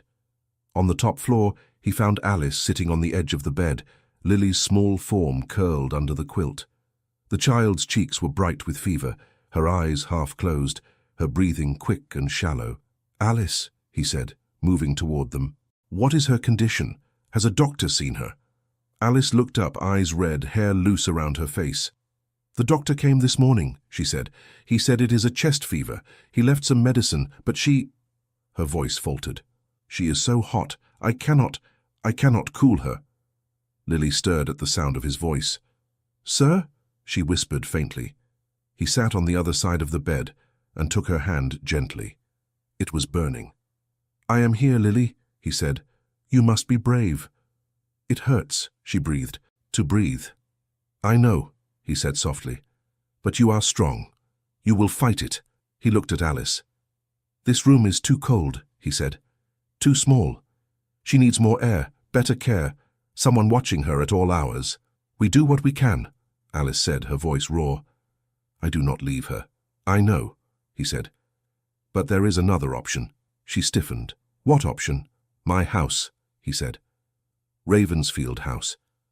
There is a warm room, a good doctor, nurses who know how to manage such fevers. She will have the best chance there. Alice shook her head at once. No, she said, I cannot take her into your house. It would cause more talk, more trouble. Lady Beatrice has already... I am past caring about Lady Beatrice, he interrupted. This is not about gossip. It is about a child who may die if we do not act. The word die hung between them. Alice closed her eyes briefly, as if in pain. Do not say that, she whispered. I must, he said, because it is true, and I will not stand in this room and watch you lose her when I could have helped. She looked down at Lily, then back at him. She might recover here, she said weakly. She might, he agreed, and she might not. At my house her chances improve. Surely that is worth a few wagging tongues. And what of you? Alice asked desperately. The world will say you have taken a poor woman and her child into your home. They will assume things. I do not live my life by the world's assumptions, he said, and I will not leave a child's health to their mercy. He leaned forward. Alice, listen to me. If it were your neighbor's child, if you had the means to move her to a place where she could be better cared for, would you hesitate? No, she whispered. Then do not hesitate now, he said. We are wasting time. Tears spilled over at last. I am so afraid, she said. If I lose her, I have nothing, nothing. And if you lose her knowing you refused help because you feared other people's opinions, he asked gently, would you forgive yourself? She shook her head, covering her face with one hand. No, she said hoarsely. Never. He reached across Lily to touch her shoulder lightly. Then let me help, he said. For her sake, if not for yours. Lily made a small sound, caught between a cough and a sob. "Mama," she murmured, "I am so tired." Alice dropped her hand and looked at Edward. A long, silent moment passed.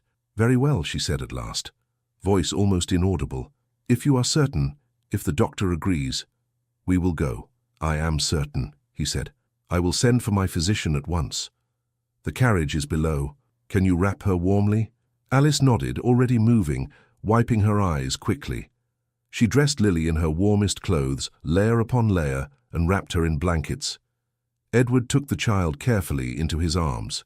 "Easy," he said softly. "I have you." Lily's head lolled against his shoulder, her breath uneven. They went down the narrow stairs, Alice following, carrying a small bundle of belongings. The landlady watched from the doorway, wringing her hands.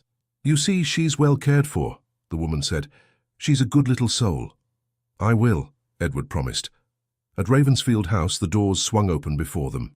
Some of the servants stared openly at the sight of their master, carrying a small wrapped bundle, and a pale woman stepping hesitantly over the threshold. Others dropped their eyes, masking their surprise. "Mrs. Turner," Edward called to his housekeeper, who hurried forward at once.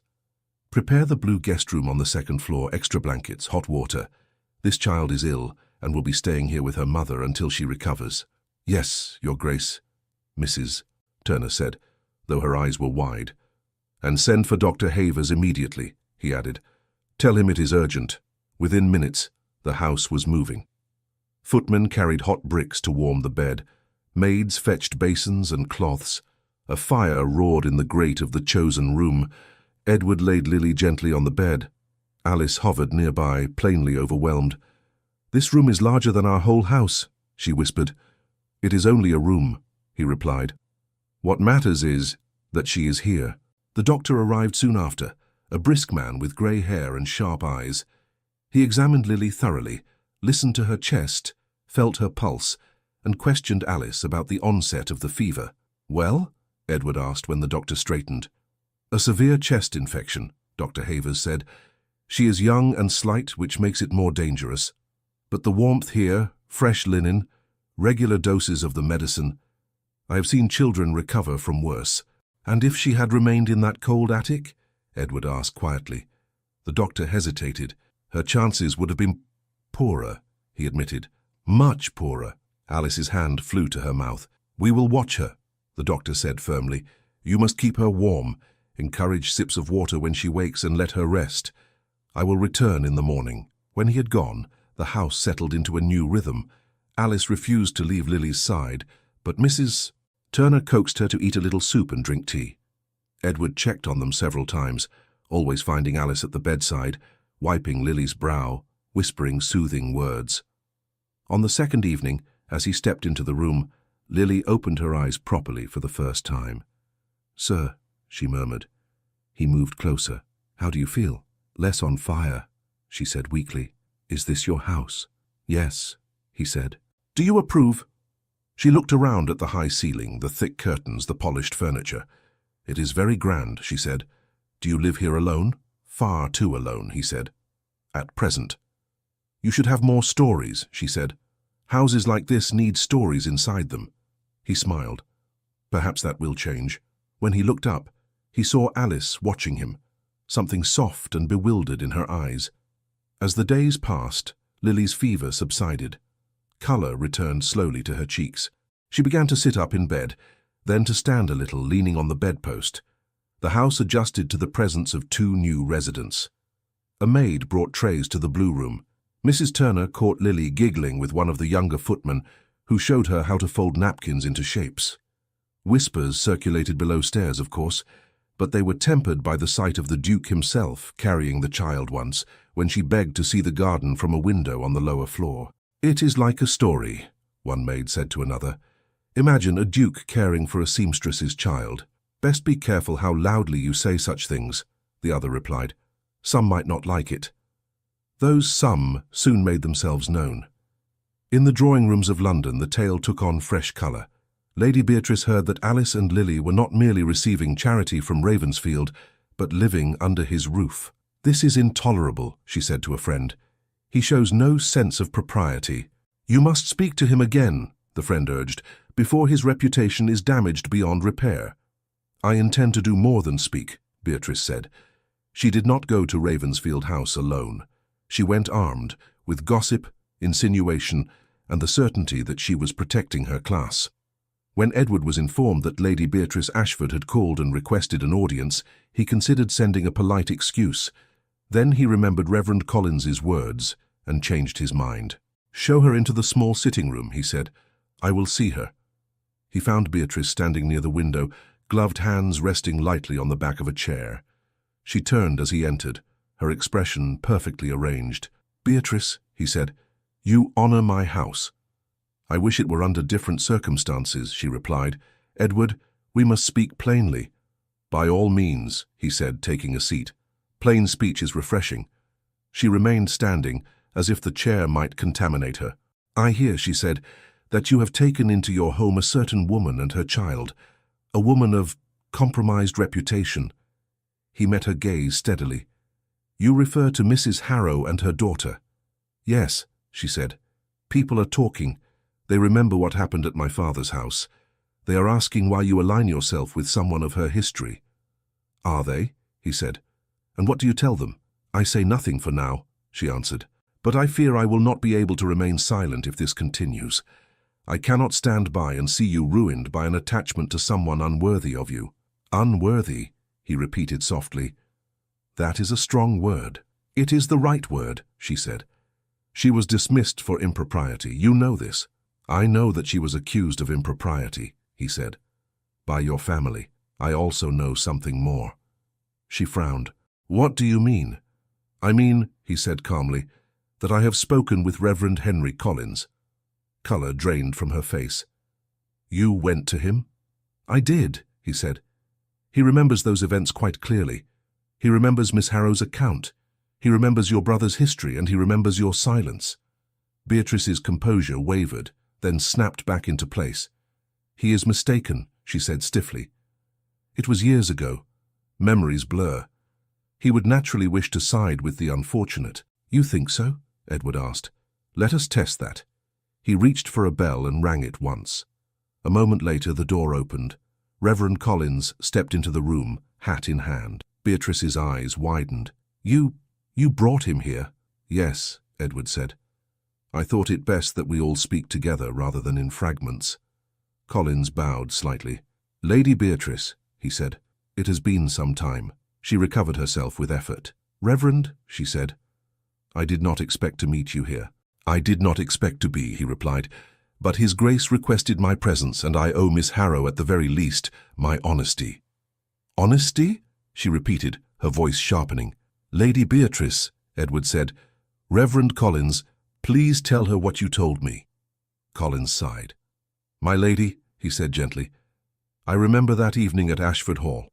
I remember Miss Harrow's distress and your mother's determination to protect your brother. I remember that the young man had a reputation for pursuing servants. I believed then, and I believe now, that Miss Harrow told the truth, that she resisted unwanted advances and was punished for it." "That is not how it was," Beatrice said quickly. "You misremember. We had to think of our position. The appearance was damning." "Appearances are not always reality," Collins said, "and position does not excuse injustice." Beatrice's hands trembled. "You would accuse my brother?" she demanded. "He is not here to defend himself." "I accuse no one," Collins said. "I state what I observed, and I say that Miss Harrow was treated unfairly. The stain on her name should have been on your brother's instead." Edward watched Beatrice closely. "Knowing this," he said, "would you still threaten to spread the old story, to preserve your own comfort at the expense of hers?" Her eyes flashed. "You would take the word of a governess over that of a gentleman?" she asked. "I would take the word of an honest person over that of anyone else," he replied. "In this case, Miss Harrow and Reverend Collins agree. Your brother's behavior in other matters supports their account. Your own silence at the time speaks loudly now." She drew herself up. "If you persist in this course," she said, "you will lose more than my good opinion." "I regret that," he said, "but I will survive the loss." "Society will judge you," she warned. "It already does," he said. "Let it. I am tired of living by its whims. I would rather be condemned for an act of mercy than applauded for indifference." She stared at him, breathing fast. "And what do you plan to do?" she asked. Make her your mistress? Parade her before your peers? He felt heat rise in his chest, but he kept his voice steady. I do not make mistresses of women I respect, he said. Nor do I hide those I care for in shadows. If I choose to bring Mrs. Harrow into my life in any lasting way, it will be openly and with honor. Beatrice paled further. You cannot mean— I mean exactly what you think I mean, he said, and your attempts to frighten her away only make me more certain that I must stand beside her. Collins cleared his throat gently. Lady Beatrice, he said, you have an opportunity here as well. You cannot change what happened, but you can choose not to add to the harm. You can choose silence or even correction instead of renewed accusation. Beatrice looked from the Reverend to the Duke, something like panic flickering in her eyes. For a moment, Edward thought she might break. Then her expression hardened. Very well, she said coldly. Keep your charity project if you wish, but do not look to me for approval. I will say nothing as you ask, but I will not sit in the same room as her or her child. I will not be part of this experiment. Then we shall spare each other's company, Edward said. Farewell, Beatrice. She hesitated as if waiting for him to soften, to apologize. When he did not, she turned on her heel and left the room, her skirts snapping behind her. The door closed. Collins exhaled. That went as well as might be expected, he said mildly. Better, Edward said. She will not help us, but she will not actively attack us now. That is something. Collins nodded. If you need me to speak in Miss Harrow's defense again, you have only to send word, he said. I am grateful, Edward replied. I suspect we will need all the honest voices we can find. Later that day, Edward went up to the Blue Room. Alice sat by the window with a piece of mending in her lap, though her eyes were on the garden below, where Lily stood wrapped in a shawl, holding Mrs. Turner's hand and inspecting the winter bare rose bushes with grave interest. She insisted on a turn in the air, Alice said as he entered. The doctor approved for a few minutes. He said it would do her good. And you? Edward asked. Has it done you good? I find I still do not quite believe this is real, she said. Each morning, I expect to wake and find myself back in Bishop's Lane with the roof leaking. Sometimes reality requires persistence to be trusted, he said. She smiled faintly. You speak like a philosopher. I have had cause to think more than usual, he said. She set the mending aside. Has something happened? She asked. You look resolved. I have been to see Reverend Collins, he said, and I have spoken with Lady Beatrice. She went very still. You should not have, she whispered. She will be furious. She is, he said. But her anger is no longer my concern. He told her, simply and clearly, what Collins had said, how he had believed her, how he had tried in his limited way to help, how he now stood ready to speak for her. He watched as her face shifted from disbelief to a strange, aching relief. He believed me, she said softly. All this time I thought no one did. He did, Edward said. And so do I. And Lady Beatrice? Alice asked, her voice tightening. I confronted her, he said. With Collins's account, she remains unwilling to admit her brother's guilt, but she has agreed to keep silent. She will not revive the old story, at least not openly. Alice's shoulders slumped. Then it is over, she murmured. Not entirely, he said. People talk. They will always talk. But now, if they repeat the old tale, we can answer it. With facts, with witnesses. She shook her head slightly. You have done so much, she said, more than anyone ever has. I do not know how to repay you. You are not a debt to be repaid, he said quietly. You are— He stopped, the word on his tongue heavier than he had anticipated. I am what? She asked. Important to me, he said simply.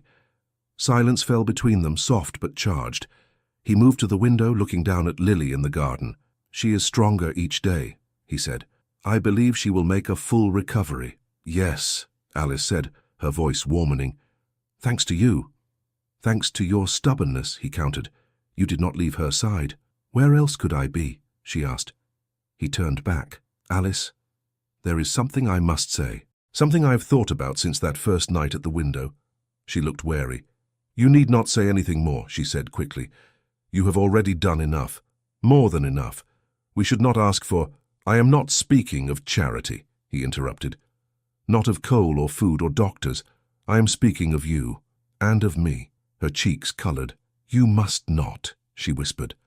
"Whatever you wish to say, it will only make things harder." "Perhaps," he said. "But some things are hard whether spoken or not. I would rather they be honest as well." He took a breath. "When I saw you that night," he said, "standing in the snow with Lily, I was moved. At first, I thought it was only pity. Then I realized it was something else. You reminded me of someone I failed once, someone I could not help. I told myself I was making amends for that old failure. But that was only the beginning." She watched him silently, eyes wide. "The more I saw of you," he went on, "the more I understood that you are not a symbol, not a cause, but a person.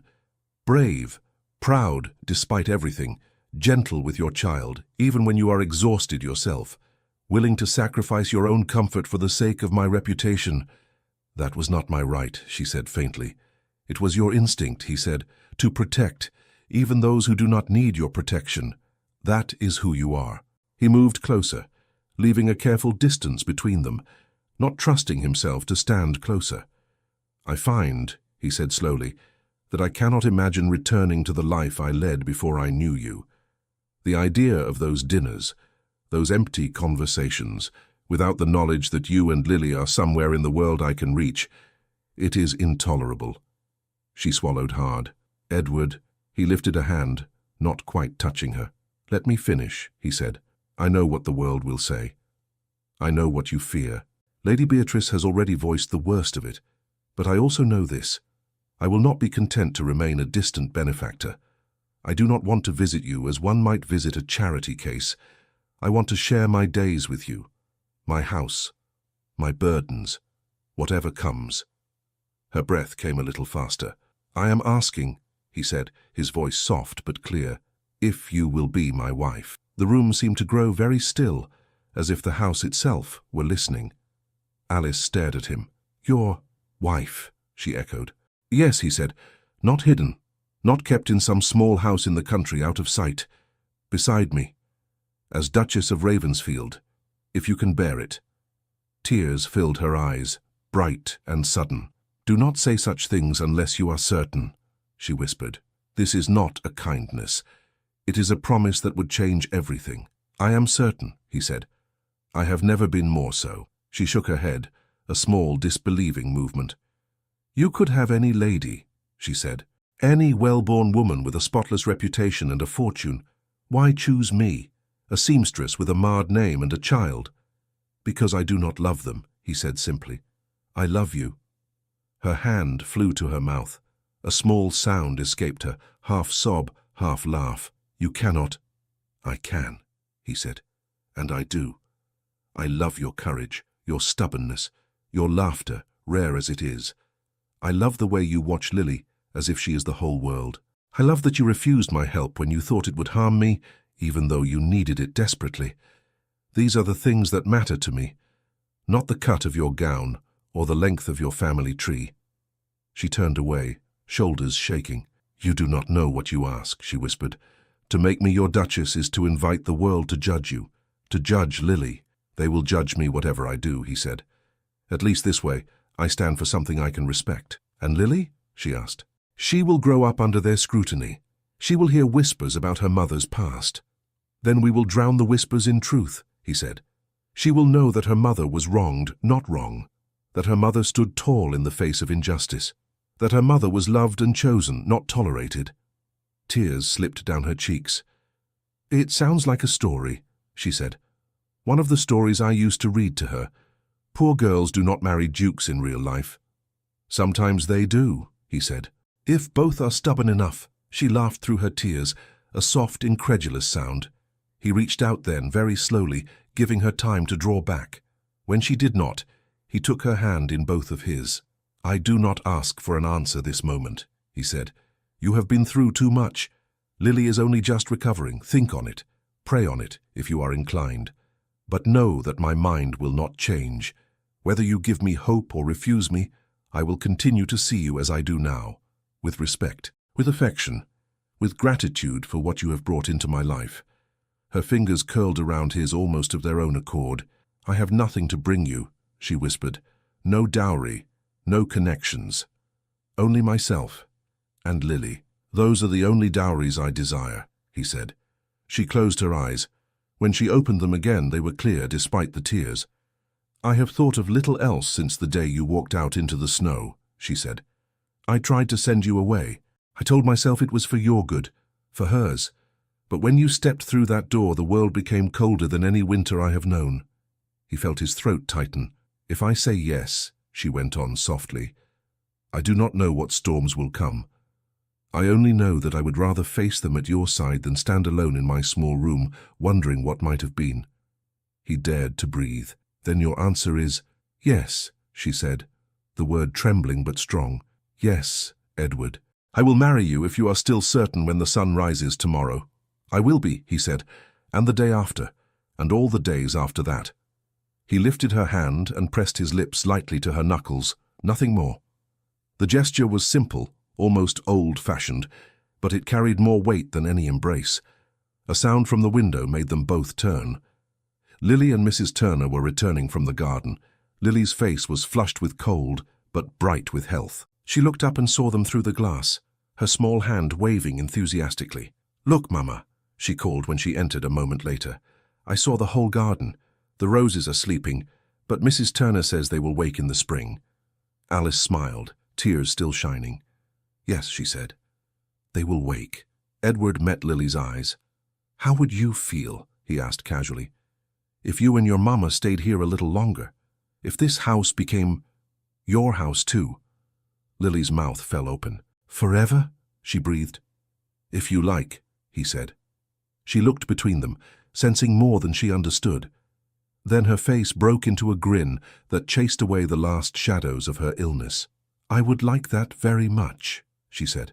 Very much indeed. Spring came late to London that year, but when it came, it arrived all at once.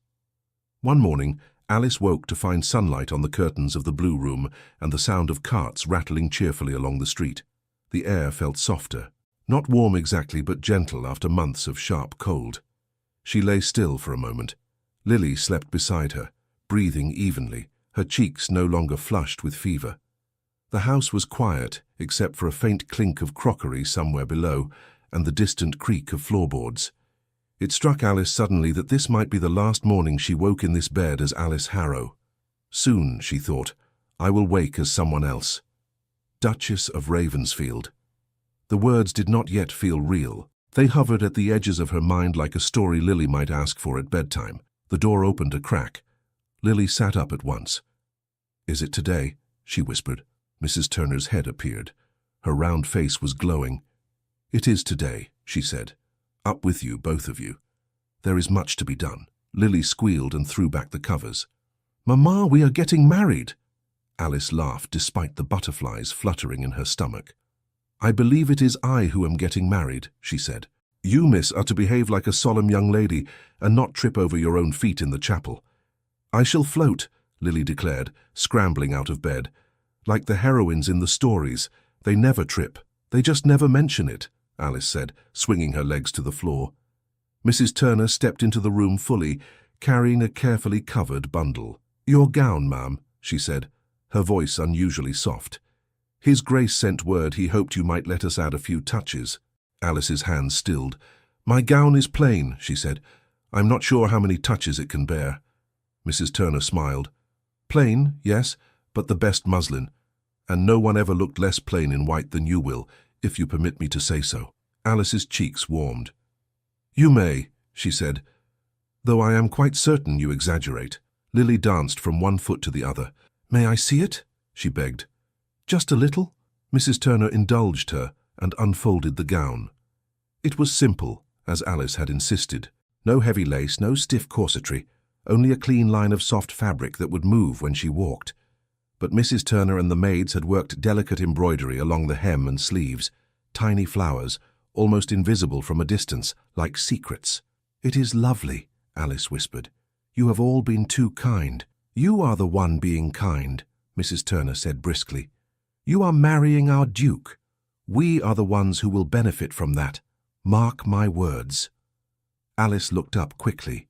Do you truly think so? Many will disapprove. Many always disapprove, Mrs. Turner said.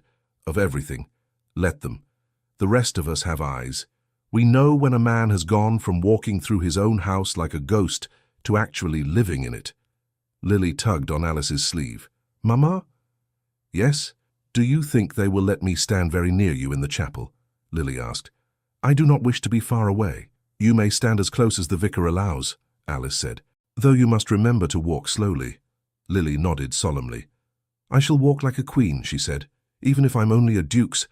What shall I be? A duke's daughter, Mrs. Turner said kindly. That is what you shall be. Lily went still. Truly, she breathed. If his grace has his way, Mrs. Turner said, and I have not yet seen him denied when he is this set on something. Alice swallowed. He has already done so much for us, she said quietly. I do not know how to carry it all. Mrs. Turner gave her a shrewd look. You are not carrying it alone now, she said. That is the point of marriage, I think. There was little time for more words. The morning filled with small tasks, hair to smooth, hands to steady, a light breakfast forced down despite nerves. A maid brushed Alice's dark hair until it shone and twisted it into a simple knot, leaving a few soft curls at her temples. When she put on the gown at last, it felt like stepping into a story and into the world, both at once. Look, Mama, Lily gasped, clapping her hands. You are like the heroines you are. Alice turned slowly toward the mirror. A woman gazed back at her. Pale, yes, with the faintest shadow of worry in her eyes, but straight-backed, composed. Not a governess dismissed in disgrace, not a seamstress in a cold attic. Herself, and more. Am I? She asked quietly. Yes, Lily said, and that settled it. A knock sounded at the door. Come in, Alice called. The door opened and Edward stepped in, then stopped short. Alice stared. She had seen him in fine clothes before, but today he seemed more himself than ever. His dark coat was perfectly cut, his cravat simple and precise. There was no ostentation about him, but he carried a gravity that made the small room feel like a grand hall. He looked at her as if someone had knocked the breath out of him. I beg your pardon, he said softly. Mrs. Turner told me I might have a moment before you left for the chapel. I did not realize, he broke off, still looking, that I might look different in white. Alice teased gently, trying to ease the sudden intensity. That you might make every candle in this house unnecessary, he said. She laughed, her nerves loosening. Now you are not speaking like a duke, she said. You are speaking like a poet. I have never envied a poet until now, he replied. They can use more words than I seem able to find. Lily ran to him. Do I look proper? She demanded, twirling in her new dress, a pale blue frock with a white sash. He took a step back to inspect her solemnly. You look like the most important person in this arrangement, he said. I thought Mama was, she said, puzzled. She is, he said. You are the second most important. I am far down the list. Lily decided she approved of this order. Are you ready? He asked Alice. She took a breath. As ready as I shall ever be. He came closer, stopping at a respectful distance.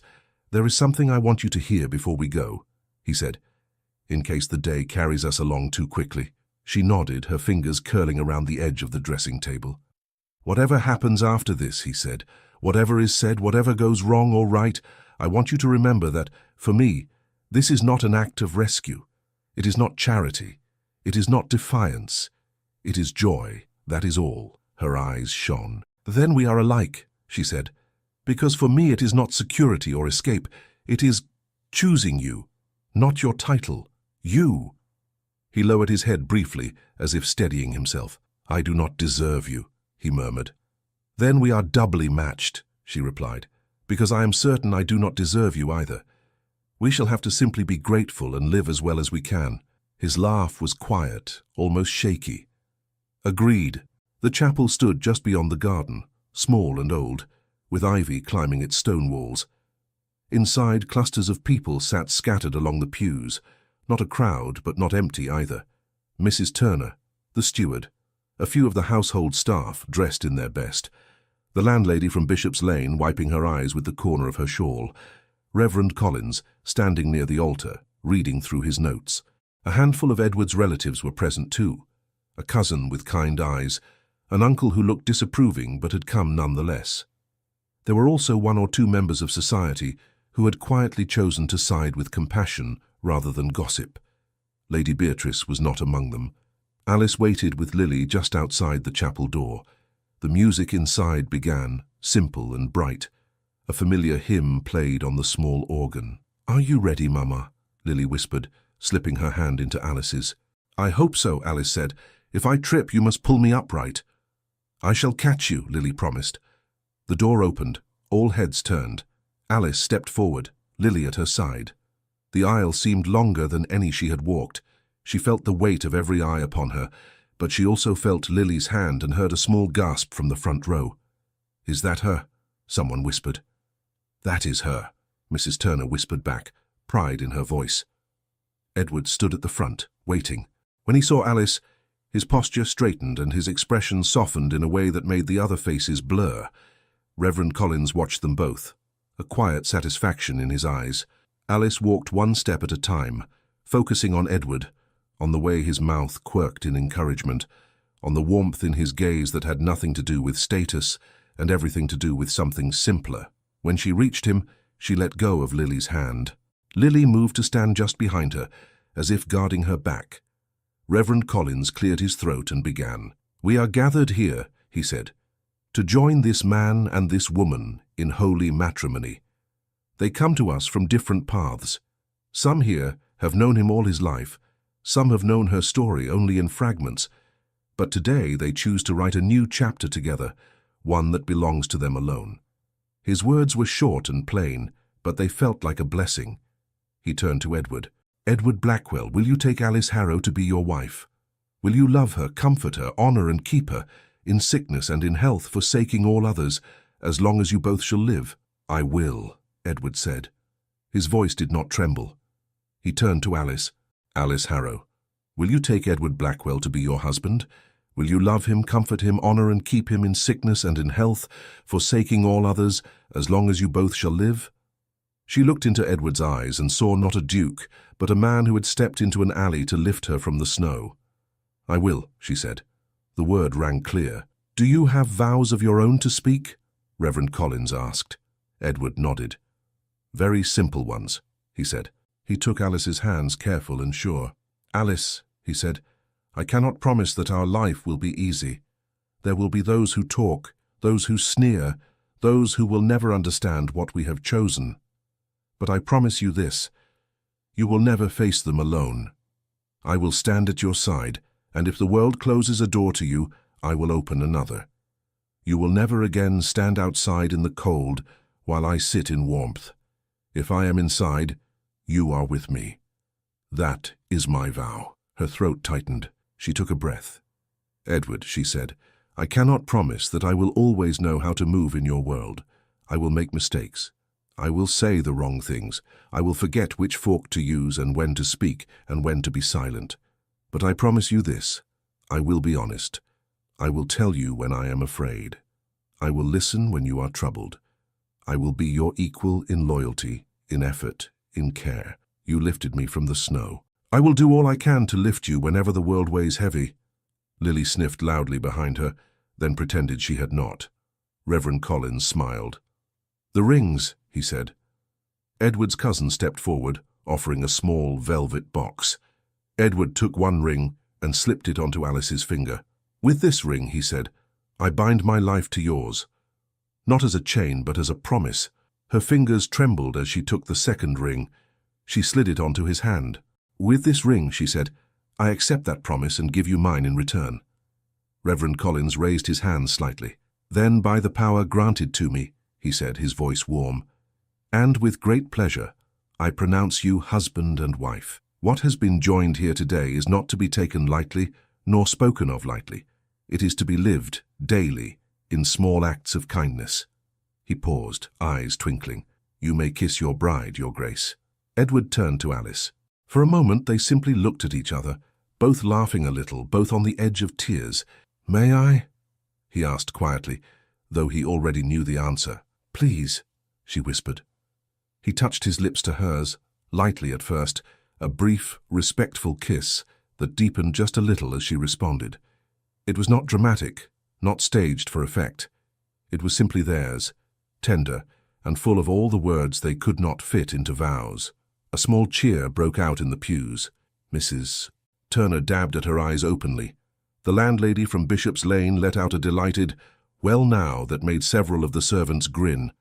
Lily threw both arms in the air.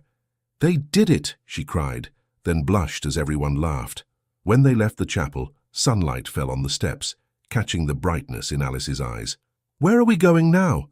Lily asked, practically skipping between them as they walked to the carriage. Edward exchanged a look with Alice. "I have a notion," he said, "a small correction to make." It was not to a country estate that the carriage rolled next, but back into the heart of London, to the very restaurant where everything had begun. Alice stared as the familiar facade came into view. "Edward," she said slowly, "what are you doing?" "Making amends," he said, "for myself, for them, for the world, if it is paying attention." "The world rarely is," she said. "Then we shall do it for ourselves," he replied. The carriage stopped. The door opened. The same tall windows gleamed, the glass polished. Inside, tables were laid for a private meal. A small sign at the entrance read, "Closed for private celebration." Elkins himself stood at the door, hands folded, expression nervous and eager. "Your Grace," he said, bowing deeply. "Your Grace." "Mrs. Blackwell." "Welcome." Alice faltered on the threshold. "Mrs. Blackwell," she repeated under her breath, tasting the name. Edward offered his arm. "Shall we?" he asked. She took it. Lily trotted beside them. As they entered, a hush fell among the staff. Graham was there too, his posture very straight, his face carefully composed. "Congratulations, Your Grace," he said. "And to you, ma'am." "Thank you," Alice said softly. Edward looked around. "The room looks well," he said. "You have done it justice." "We hope to do justice to your guests as well," Elkins said quickly. "We are honored that you chose to celebrate here." "I chose it because some stories should be finished where they began," Edward said. He raised his voice slightly, addressing the assembled staff. "The last time Mrs. Blackwell and her daughter were here," he said, "they were made to feel unwelcome. That was not acceptable then, and it is not acceptable now. Today we correct that. Today they are not merely my guests. They are the reason we are here at all." Graham stepped forward, his jaw tight. "Mrs. Blackwell," he said, meeting Alice's eyes directly for the first time, "I owe you an apology. I treated you and your daughter with disrespect on that night. I sent you out into the snow when I should have opened the door wider. I am sorry." Alice looked at him, surprised. "Thank you," she said quietly. "I accept your apology." Lily tugged on her sleeve. "May we eat now?" she whispered. "I am thinking about the roast." Edward laughed. "Yes," he said. "Let us eat." The meal that followed was not as grand as some feasts the restaurant had seen, but it was lively. The table at the center was for Edward, Alice, and Lily. Around them sat the people who had woven themselves into their story: Reverend Collins, Mrs. Turner, the steward, the landlady, Edward's cousin and uncle, a few friends who had come despite raised eyebrows elsewhere. Dishes came and went, carried by attentive waiters who treated Alice and Lily with the same courtesy they showed Edward. At one point, Lily set down her fork and looked around, her eyes sparkling. "Mamma," she whispered, "do you remember when we stood out there?" She pointed toward the window. "I could only see the food. Now I can hardly see the glass." Alice's chest swelled. "I remember," she said. "I remember how cold it was." "And now?" Edward asked. "Now it is warm," she said simply, in more ways than one. Later, when the plates had been cleared and coffee poured, Edward rose. "If I may have your attention for a moment," he said. The room fell quiet. "I will not make a speech," he began. "Yes, you will," his cousin muttered, loud enough to make a few people chuckle. Edward smiled. "Very well," he said. "I will make a small one." He looked at Alice, then at the window where he had first seen her. "Many of you know how this began," he said. "I was inside. Alice and Lily were outside. There was glass between us. There were rules between us. There were assumptions and fears and habits between us." He paused. "That night I saw something I had been refusing to see for a long time," he continued. "That we build walls around our comfort and call them necessary. That we draw lines and pretend they are natural. That we use words like that sort of people to excuse ourselves from kindness." Graham lowered his eyes. Elkins shifted. I am as guilty of that as anyone, Edward said. For years I let the world tell me who was worthy of my attention. Then a child looked through a pane of glass, and everything I thought I knew about my own life shifted a little. He glanced at Lily. She sat very straight, listening intently. Alice did not ask to enter my world, he said. She did not beg. She did not push. She stood where life had placed her and tried to shield her daughter from the cold. I lacked the courage to see such things before. On that night, at last, I did. And once I saw, I could not unsee. He turned back to Alice. His voice softened. Today I am not proud because I invited them in, he said. That was the least I could do. Today I am proud because she has invited me into her life, because she has agreed to trust me after a world of broken promises. That is the true honor. Alice blinked rapidly, fighting tears. I hope, he finished, that those of us who are here will remember this, that nobility is not measured by birth or by the gleam of crystal on a table, but by how readily we make room at that table for those who need it most. If our marriage stands for anything beyond our own happiness, let it stand for that. He sat down. The room exhaled as one. There was a gentle, heartfelt applause, not the forced kind reserved for speeches made out of duty. Later still, when the guests had gone and the restaurant stood quiet again, Edward, Alice and Lily lingered by the window. Outside the air was cool, but not bitter. The snow was gone, replaced by damp cobblestones and the first hesitant shoots in the cracks of the pavement. Look, Lily said, pressing her hand against the glass. Now I am the one looking out. And what do you see? Edward asked. She squinted. People, she said. Some hurrying, some talking, some looking tired. Any little girls in thin coats? He asked. She shook her head. No, only one once, and she is not cold anymore. Alice slipped her hand into his. Thank you, she said softly. For what? He asked. For opening that door, she replied. For not turning away, for every step after. He looked at her, his fingers closing around hers. You give me too much credit, he said. I do not, she answered. You could have looked away. Many do. You did not. That choice changed everything. It changed everything for me as well, he said. More than you know. They left the restaurant together for the last time, not as strangers divided by glass, but as a family. In the days and months that followed, life was not a perfect storybook. There were awkward introductions and stiff visits. Some of Edward's peers maintained a chilly politeness. A few turned away for good, but other doors opened. A merchant's wife, who had once been a governess herself, called on Alice and offered friendship. A schoolmistress asked if Lily might join her class on special terms. A printer, moved by the tale, approached Reverend Collins and asked if he might print a small pamphlet on justice for servants. Small things, quiet things, but they rippled outward. One evening, months later, Alice sat by the window of Ravensfield House, a book open in her lap. Lily curled against her, listening. Nan, the girl who had once stood in the snow, Alice read, found that the world was not kind, but that kindness existed in it, like a fire that refused to go out. Is that a real story? Lily asked drowsily. Yes, Alice said. It is very real. Does it end happily? Lily murmured. Alice looked across the room, where Edward sat at his desk, reading a letter, his brow furrowed in concentration. As if feeling her gaze, he looked up and smiled, a slow, warm smile that reached his eyes. Yes, she said, her voice sure. It ends happily, though if I am honest, I do not think it ends at all. It just keeps going. That is the best kind of story, Lily yawned.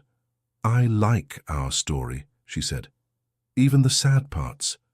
Because they brought us here. Alice kissed the top of her head. So do I, she whispered. Outside, the city moved as it always had, full of people drawing lines and crossing them, of doors opening and closing. Inside, in a house that had once felt too large for one man, 3 lives wound together, no longer separated by glass or by fear, or by the cruel softness of the words, that sort of people. They were simply together, and for them, that was everything. Thank you so much for listening to this story all the way to the end. We hope it moved you as much as it moved us while telling it. We'd love to hear your thoughts. Leave us a comment telling us where you're listening from and what you liked the most. Rate this story from 0 to 10. What score would you give it? If you enjoyed this story, don't forget to subscribe to the channel and leave a like as a show of support. That really motivates us to keep creating and sharing more stories full of emotion and life lessons. And before we go, we want to remind you that an exciting and heartwarming story recommendation will appear on the final screen. If you'd like to enjoy it, just click on the video. Thank you once again for being here, and we'll see you in the next story.